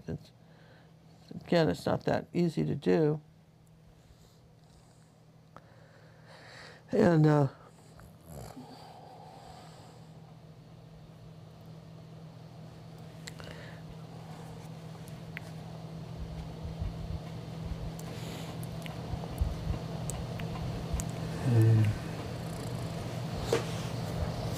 Harrison's. There you go. yeah. Yeah, it's not Harris. I tried that one. That didn't work.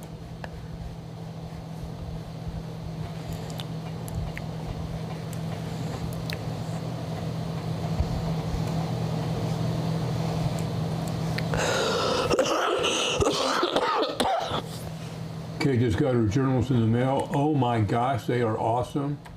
I didn't know the last page has pockets on both sides. I love them. Oh, that's cool. Maybe you can send us a I didn't get picture. mine ordered yet. Yeah. I keep forgetting to get mine ordered.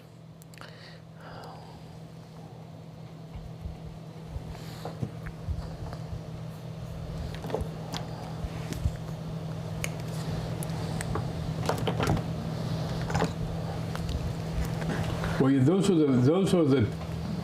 actually, Ann, that's the actual store.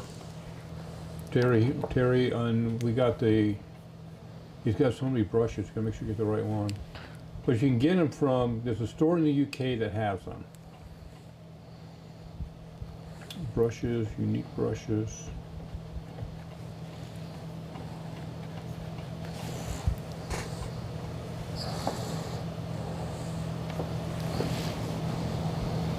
Yeah, see, we got, you have the spring foliage, the summer foliage, we have those. The white one, the foliage. I don't think we have the little stippler guys. I don't think we did one of his fan brushes either. No, we didn't buy everything. What's the name of that little one, the little puffy guy that you use for blending? Do you have him handy? That is a great blender. I want to try that on my watercolors. I think it's this one.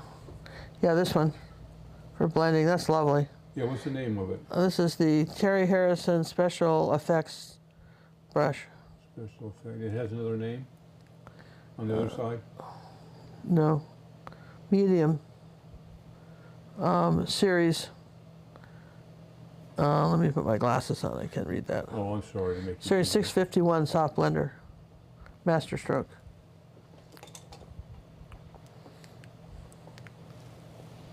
It even has a masking fluid brush. That's interesting. Didn't know that.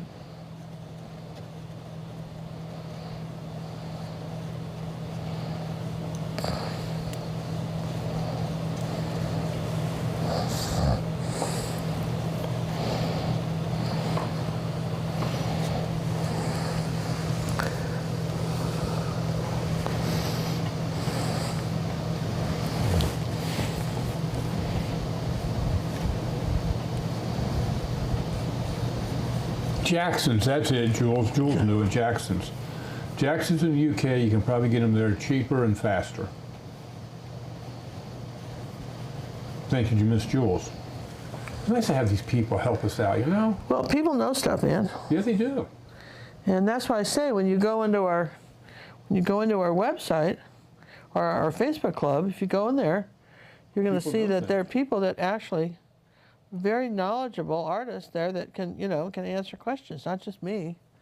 And our moderators, of course, know all kinds of stuff too. And a lot of times they know where stuff is. I can't find this tutorial. Anybody remember this? Ginger did it in 1500s and back when cavemen were still drawing things. And, has anybody ever seen that one? Some of the old stuff I've done, right? As if we remember.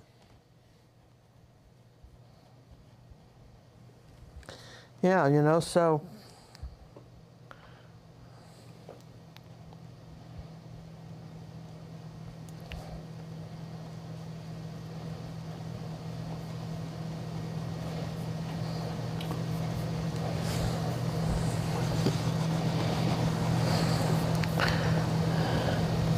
This is very relaxing for me. I'm enjoying spending the afternoon with you guys. I'd be painting anyway. I appreciate you hanging out. And, this is fun.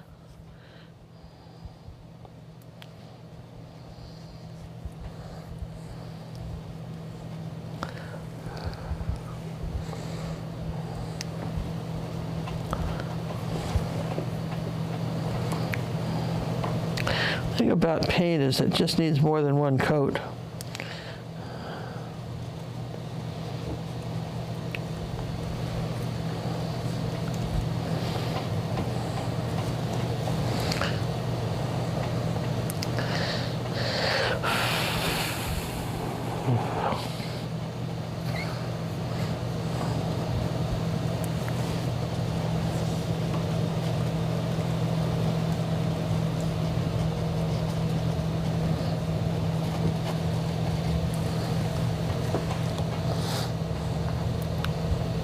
I feel like I could turn this painting sideways and get this tree a little better than I have it. It's kind of wobbly up here, so I'm not real impressed with what we painted right there.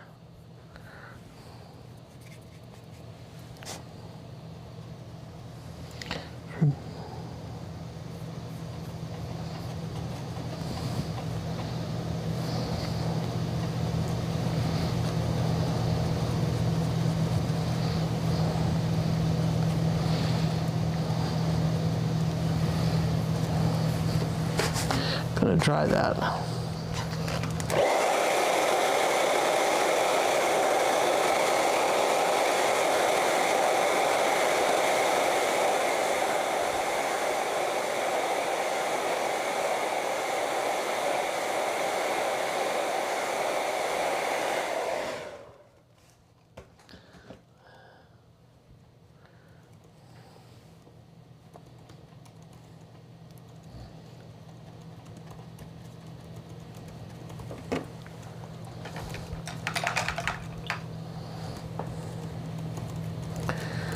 All right.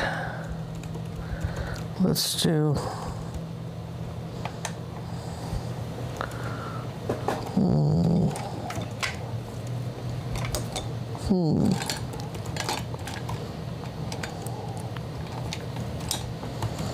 Looking for the right brush here.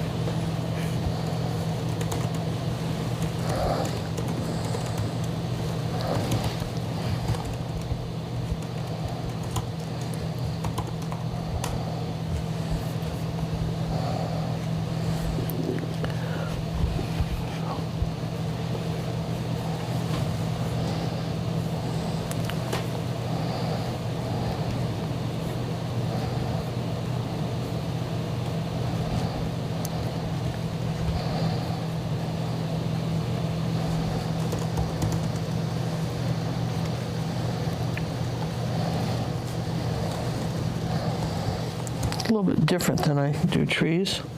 It's a different reference, different kind of tree.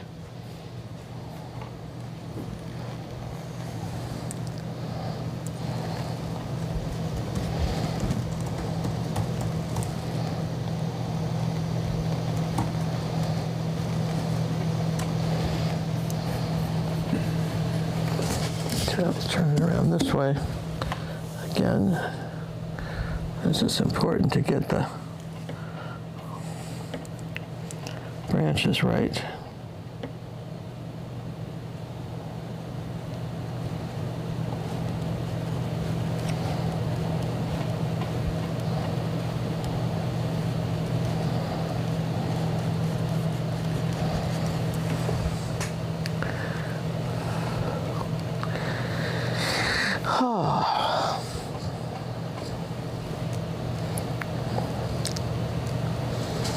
It can just sit there and dry. Don't have to do much else with that. Do I have water anywhere, John? I got just a little one here. Not really.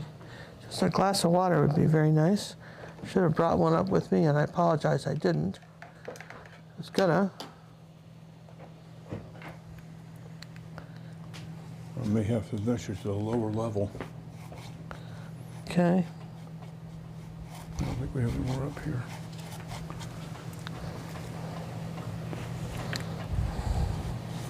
In case anybody wants to know what I'm using here, this is zinc white.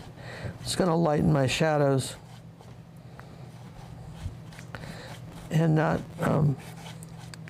still give me that soft feel of the snow.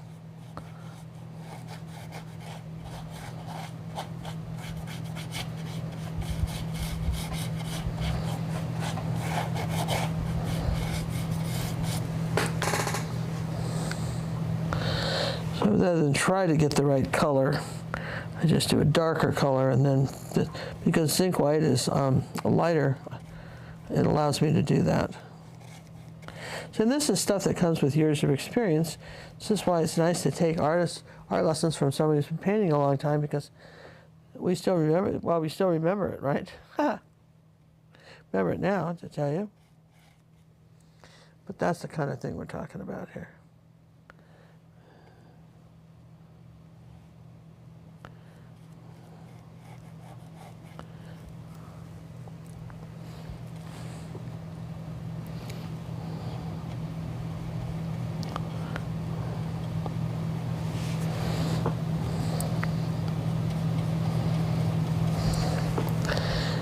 That Cherry Harrison brush is very good for doing stuff like that. You need to just smudge something in. It's a marvelous blender.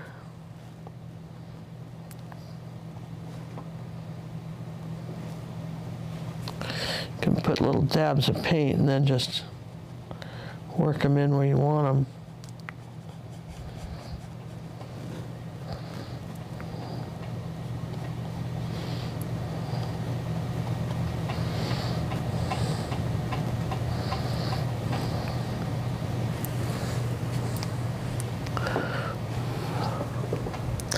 So that's, to me, is what I like about painting. I'm not in any hurry to finish this, or not trying to any kind of deadline. I'll finish it when I finish it.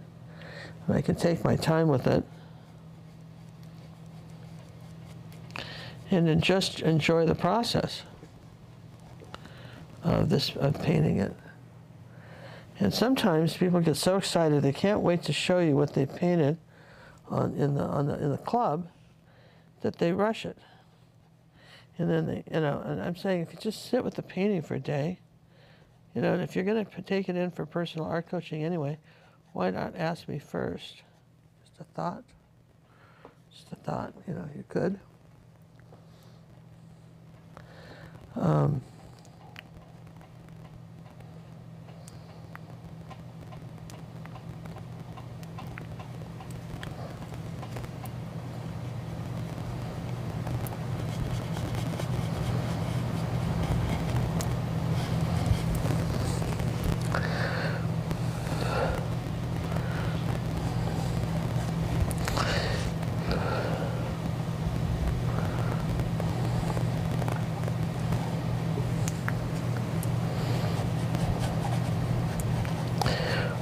When I was a kid, it snowed in Washington State when we grew up, and John and I talked, I think, last week about snow days, but we had a ski camp that was offered. It's a summer camp in the San Juan Islands and ski camps. And my sister and I would, during holidays like Christmas and stuff, we might have been home for Christmas Day, and then after that it was off to ski camp. And it was fun. We had a lot of time, good time. And Here you go, my queen. Thank you. Most people get a 6-pack. I got you a 9-pack. Oh, marvelous. You've brought some water up. Take one out. Ooh, look at that. He brought up the water. Look at that. Thank you. Could I get some clean water too, as I'm talking about here? Oh, just a clean bucket. Let's see, let me put that right there so I know where it is. Wait. Okay? Wait. You want me to get a clean bucket? Yeah. Let me just get a different bucket. You got another bucket of water, you could just take that one. I've got some trees that are going to go in here on this side, but I don't want to put those in until I'm pretty much sure that the background is the way I like it. Sure I have that background, because once the trees are in, I'm sort of committed. It's a little harder to, I can do it, but it's a little harder to smooth the background over.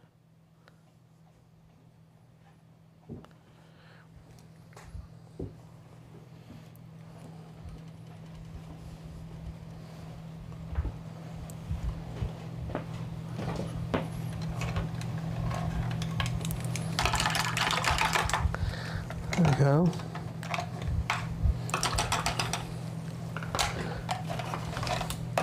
Now it's just getting me clean water, which is always a good thing, right?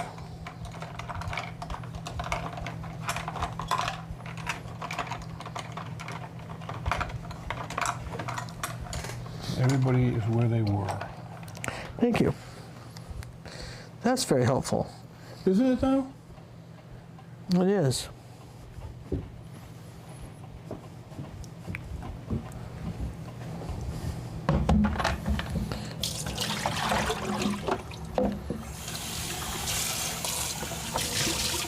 You're probably hearing all the washing going on. Yeah, John's just cleaning out the other bucket. Well, that's what, working studio. You're flying the wall. Well, you are. You're flying a wall in our working studio. Exactly right.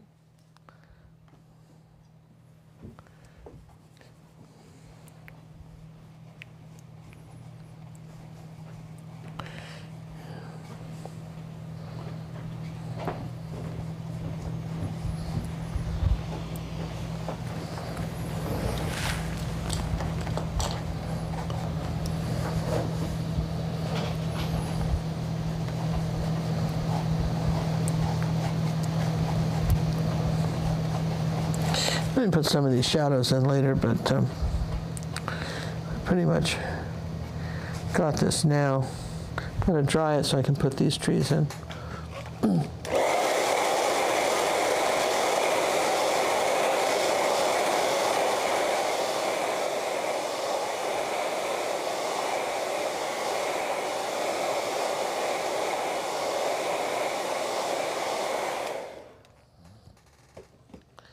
And it's funny, you know, when you send a kid to ski camp, you figure they're going to learn to ski. You know, that's why you sent them. But it's amazing the stuff I picked up from just, you know, we slept at they had a cabin in the mountains, and, like a lodge, and the girls had a dormitory and the boys, and I don't know, there was about 50 kids. And we all took turns on KP duty, you know, doing dishes and stuff like that. And one of the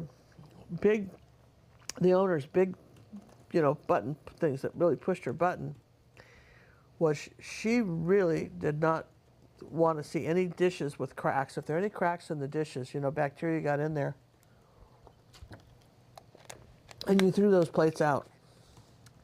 And it's funny because John and I were having breakfast this morning, and I noticed that we had not just we had a big dish with a big chip in it, you know what I mean? And that big hunk of it from when the grandkids were visiting, and you know, did the dishes, right? Because you know, especially they did the dishes, all right. They did the dishes, and you know, because you know, when you're little and you can't reach the dishwasher, I guess you know you've got a challenge ahead of you, right? And so, anyways, we had a few cracked plates, and that's all right. You know, I loved having the grandkids here. Everybody's had that, but.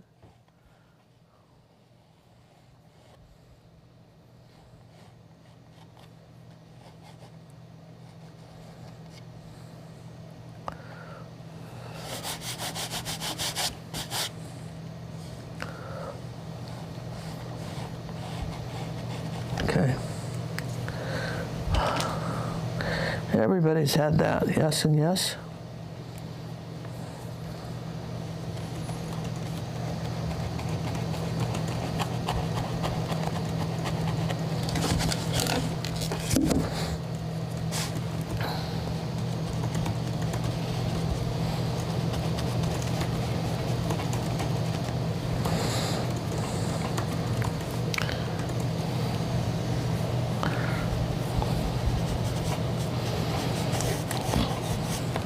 So we threw out a few plates today, which was fine. Happy to do it.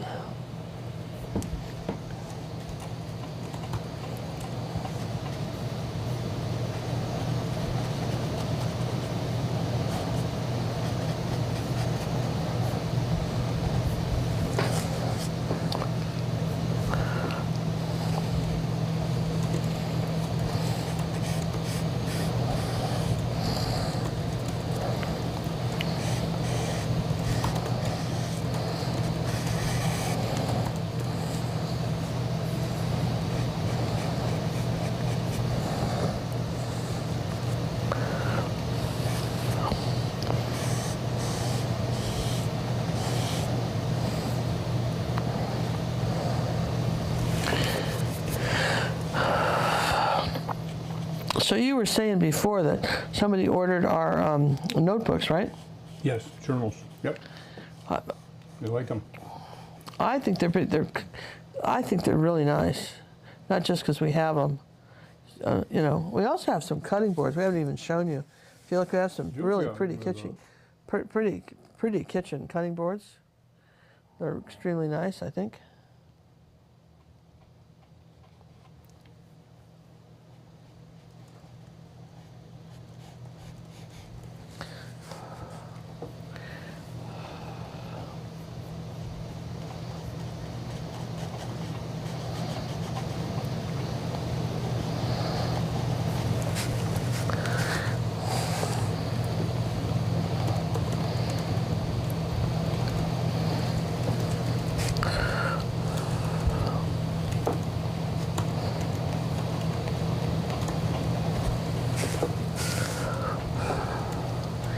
Well, it's coming along. It's taking a little bit of time, but you know, what are we going to do anyway? Going to paint something. Going to paint this, right? No rush, no hurry. We'll just paint it, right?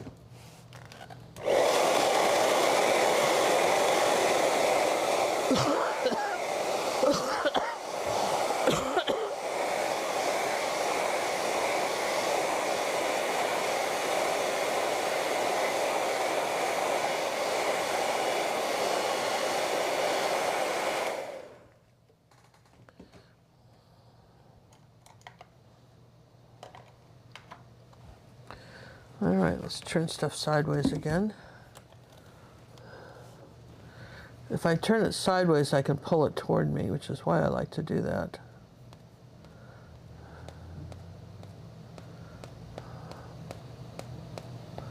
There we go. All right.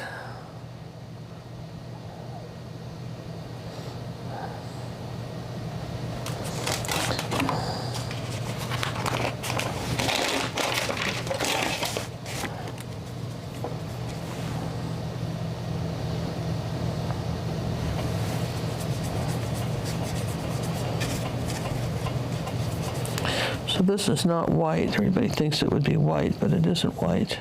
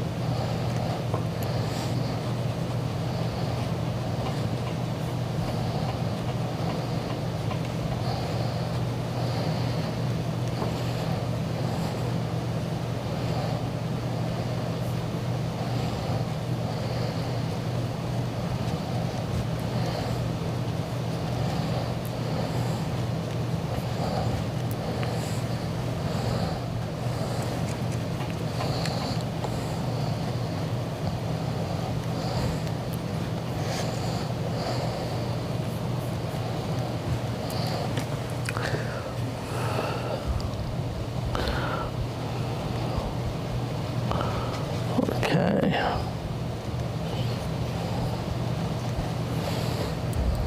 Try that.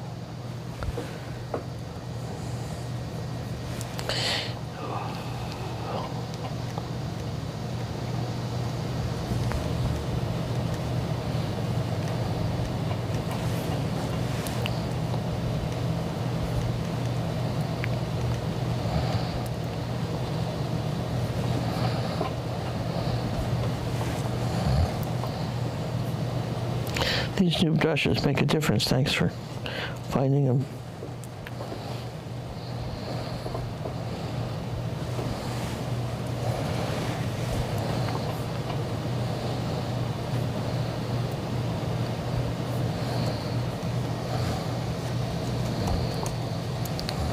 Okay, we'll see how that did.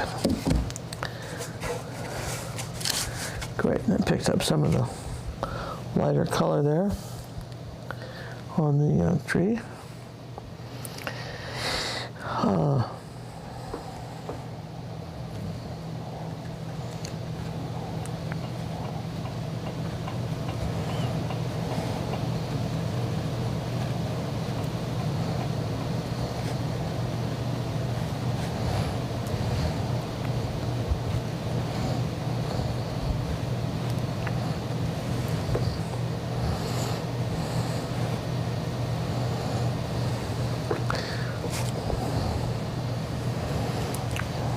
Do the same things, I think, pretty easily to a tree like this because it's pretty far away.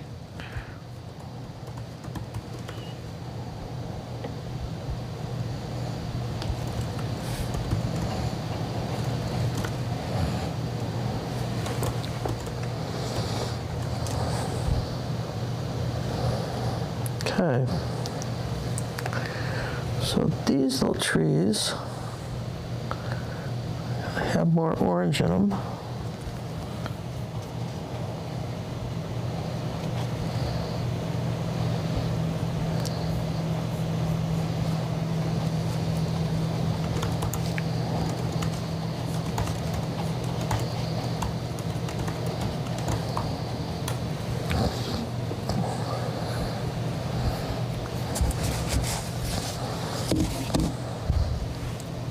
Sometimes if it's very silent here, it's just because I'm really giving this a hard think about what I'm going to do.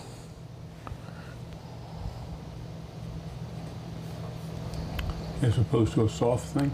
Well, sometimes I just know, so I don't have to, worry about it. I can just talk to you and, still not have to focus that much because I know exactly where the brush is going to go and when it's going to go there.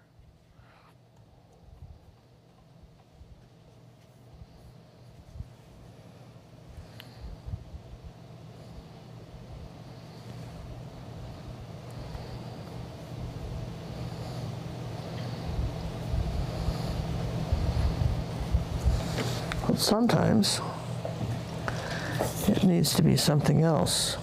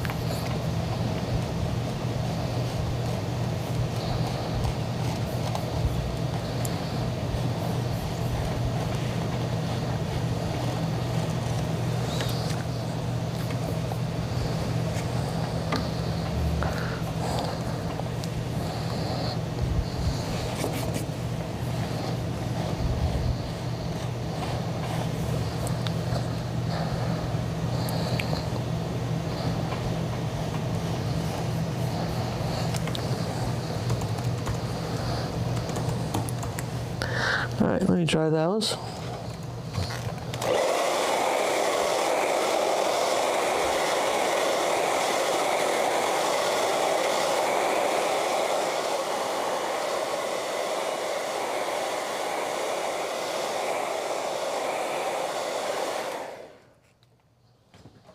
How long have I been at this, by the way? 2 hours, 10 minutes, and 38, 39, 40 seconds. Wow. It's not terrible. Nope. I figured it was about 2.5 hour painting when I looked at it. I pretty much got you down, kiddo.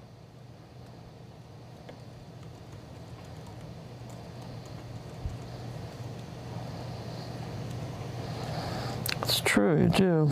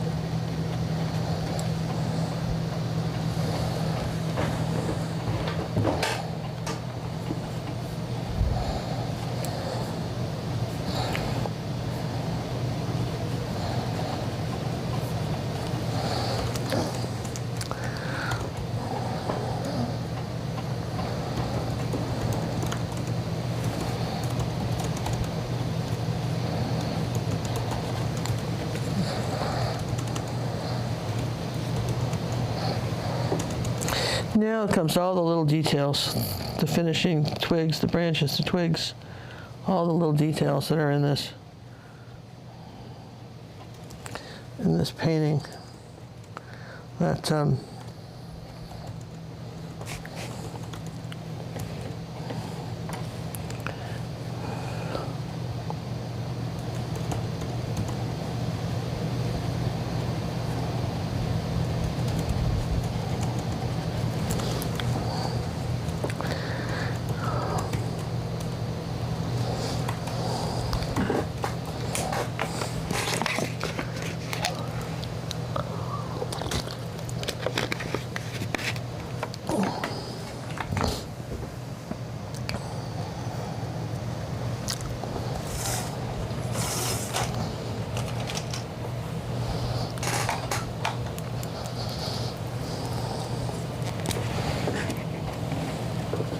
let me dry this to make sure I'm not getting paint on my pens.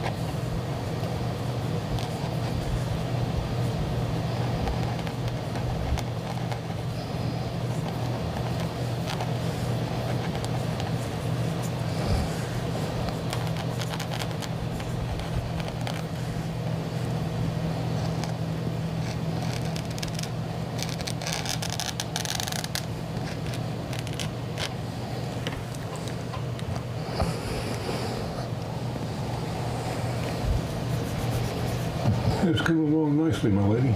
Thank you. You like them new pens, don't you? Oh, I do.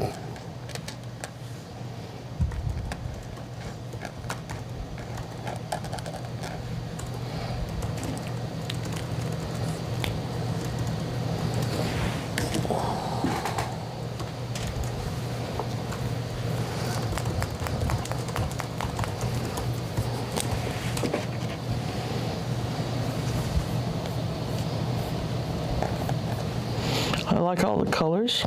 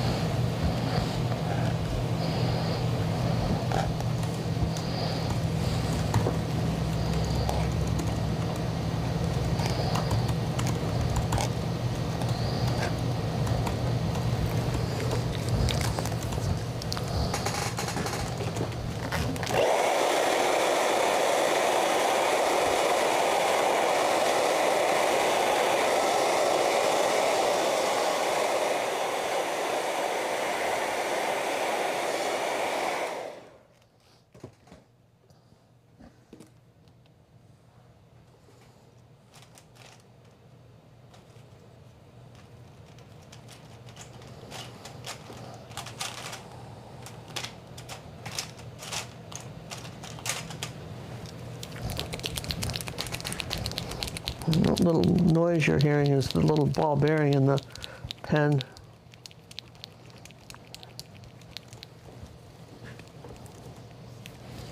We haven't opened that one yet. Where's the one that's opened?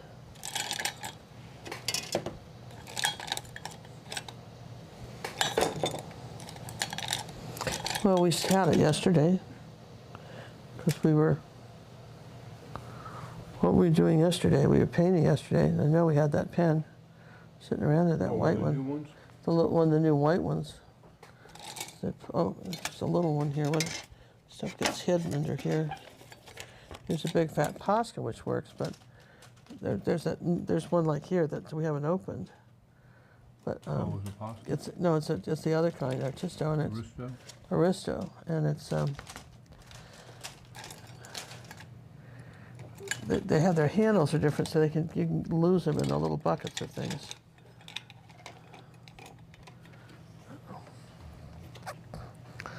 So that's a black, yeah. There should have been a white one around here somewhere.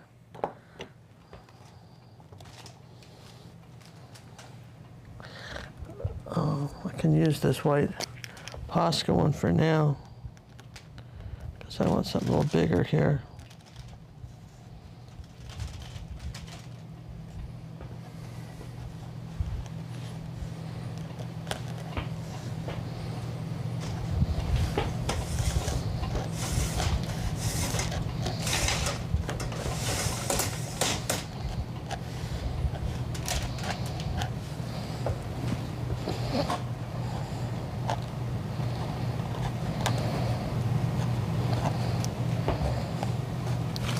You see him? No. I thought I did, but I did not.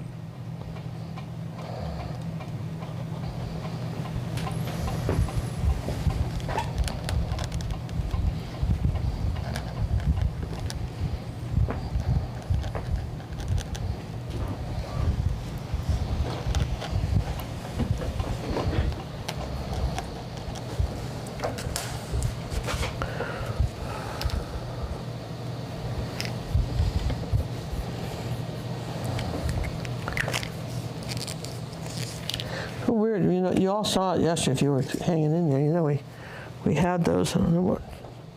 That's so bizarre.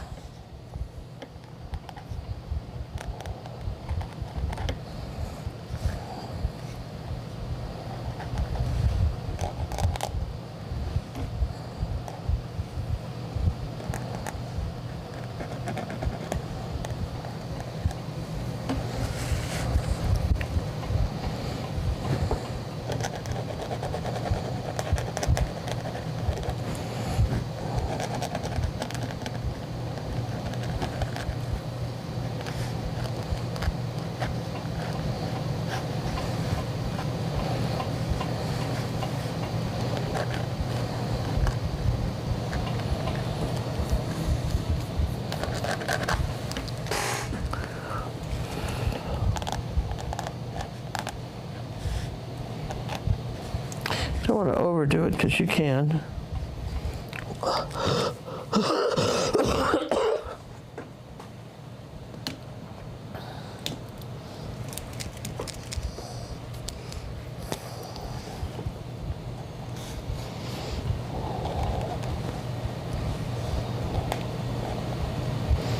So your whitest white can be on these Posca pens and these Artistos.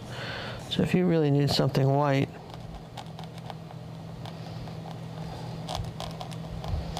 to me, that is your most opaque white.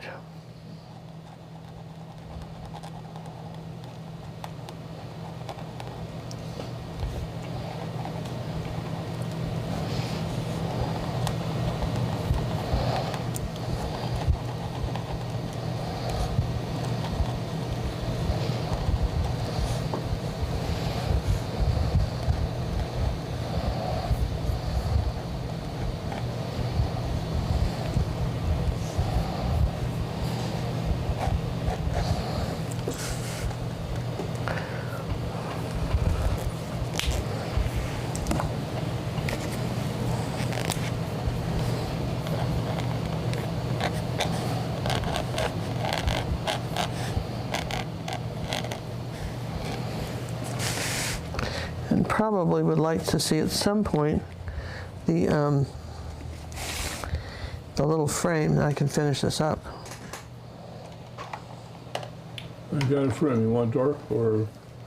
I think a dark brown frame or gold would be pretty. I found the white Artisto. We got gold. We got them both.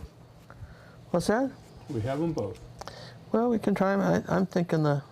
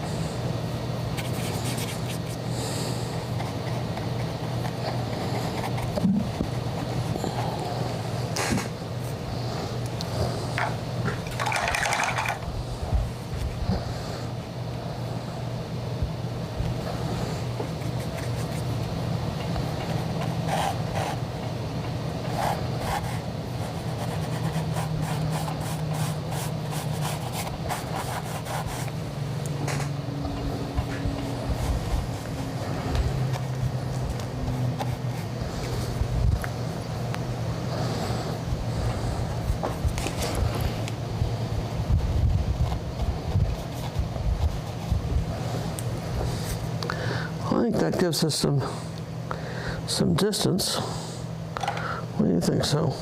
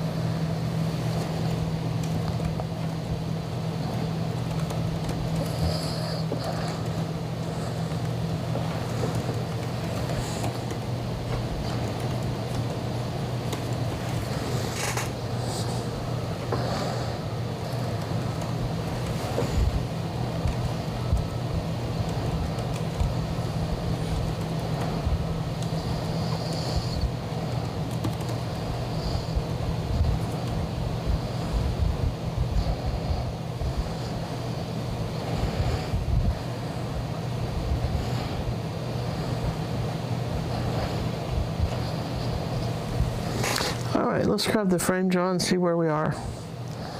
Okay, my queenness. You're still painting.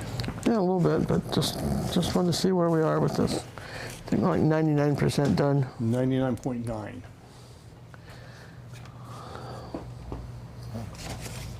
Oh, put it down. I have a clip on this one. It just lays right in there. Oh, look at that. Brings that golden color right there, doesn't it? Oh, it does, doesn't it? Because those people that are asking about will the pins be in your store, yes, they will. The new ones will be there. If I remember to do that after the show, I'll do that. Is it better to keep the pins tip down or lay flat? Well, they should be tip up vertically. This will prevent the acrylic paint inside from settling and clogging the tip. Avoid storing them horizontally. Do not do that. So tips up. Tips up. Tips up.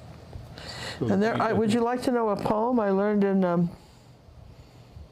not going to do the grade centipede. school? Are you going to do the centipede one? No, it was just Mrs. Fox Terrier said to her pups, "In all life's adversities, keep your tails up," but you can say, keep your tips up. What was that? Mrs. Fox Terrier said to her pups, "In all life's adversities, keep your tips up." Really? Yeah, keep your tails, well, kill your tails up, I guess, but Yeah. I think tip is apropos, don't you think? Yeah, very apropos. To what we're talking about. Keep your tip, you can probably remember it from that way, right? And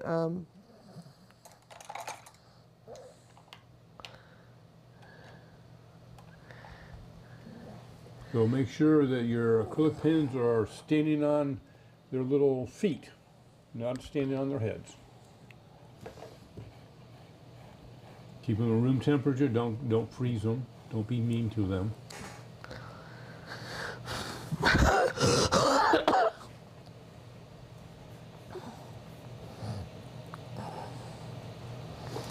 well, dear friends, I think we've got a painting done here. What do you guys think? I think I'm ready to sign it.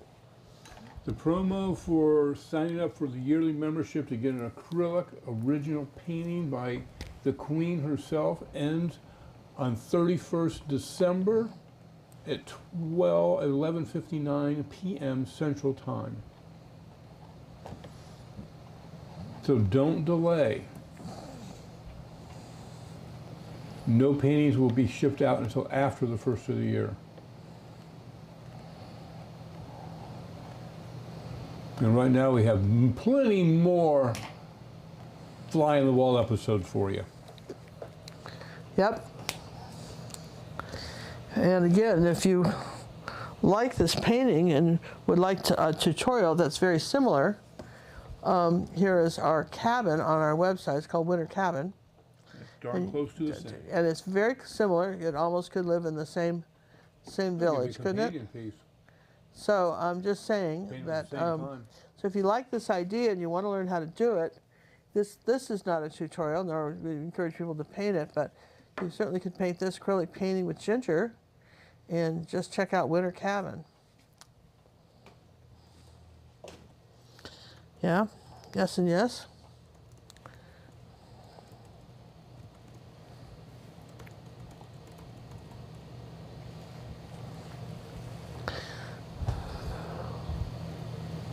That's right, Steffi. Tips up, bottoms down. Don't store them horizontally. Shake well.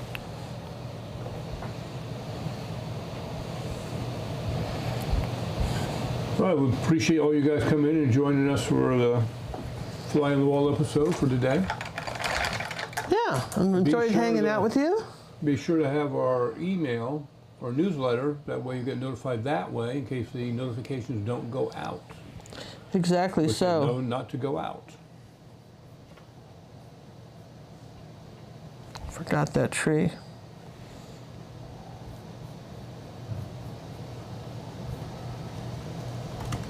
Okay. There we go. All right, fun. And tomorrow I'll be doing another something. We don't know what, but That's the plan right now. That's the plan.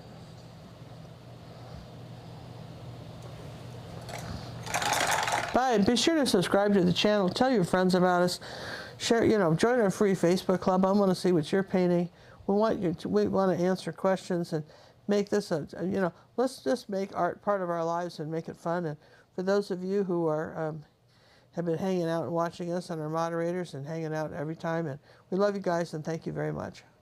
Thanks everybody, and that is it for this evening. And we will see you on the next. Oh, not that one. Here we go. On the next exciting episode of Be a Fly on the Wall. Bye. Bye.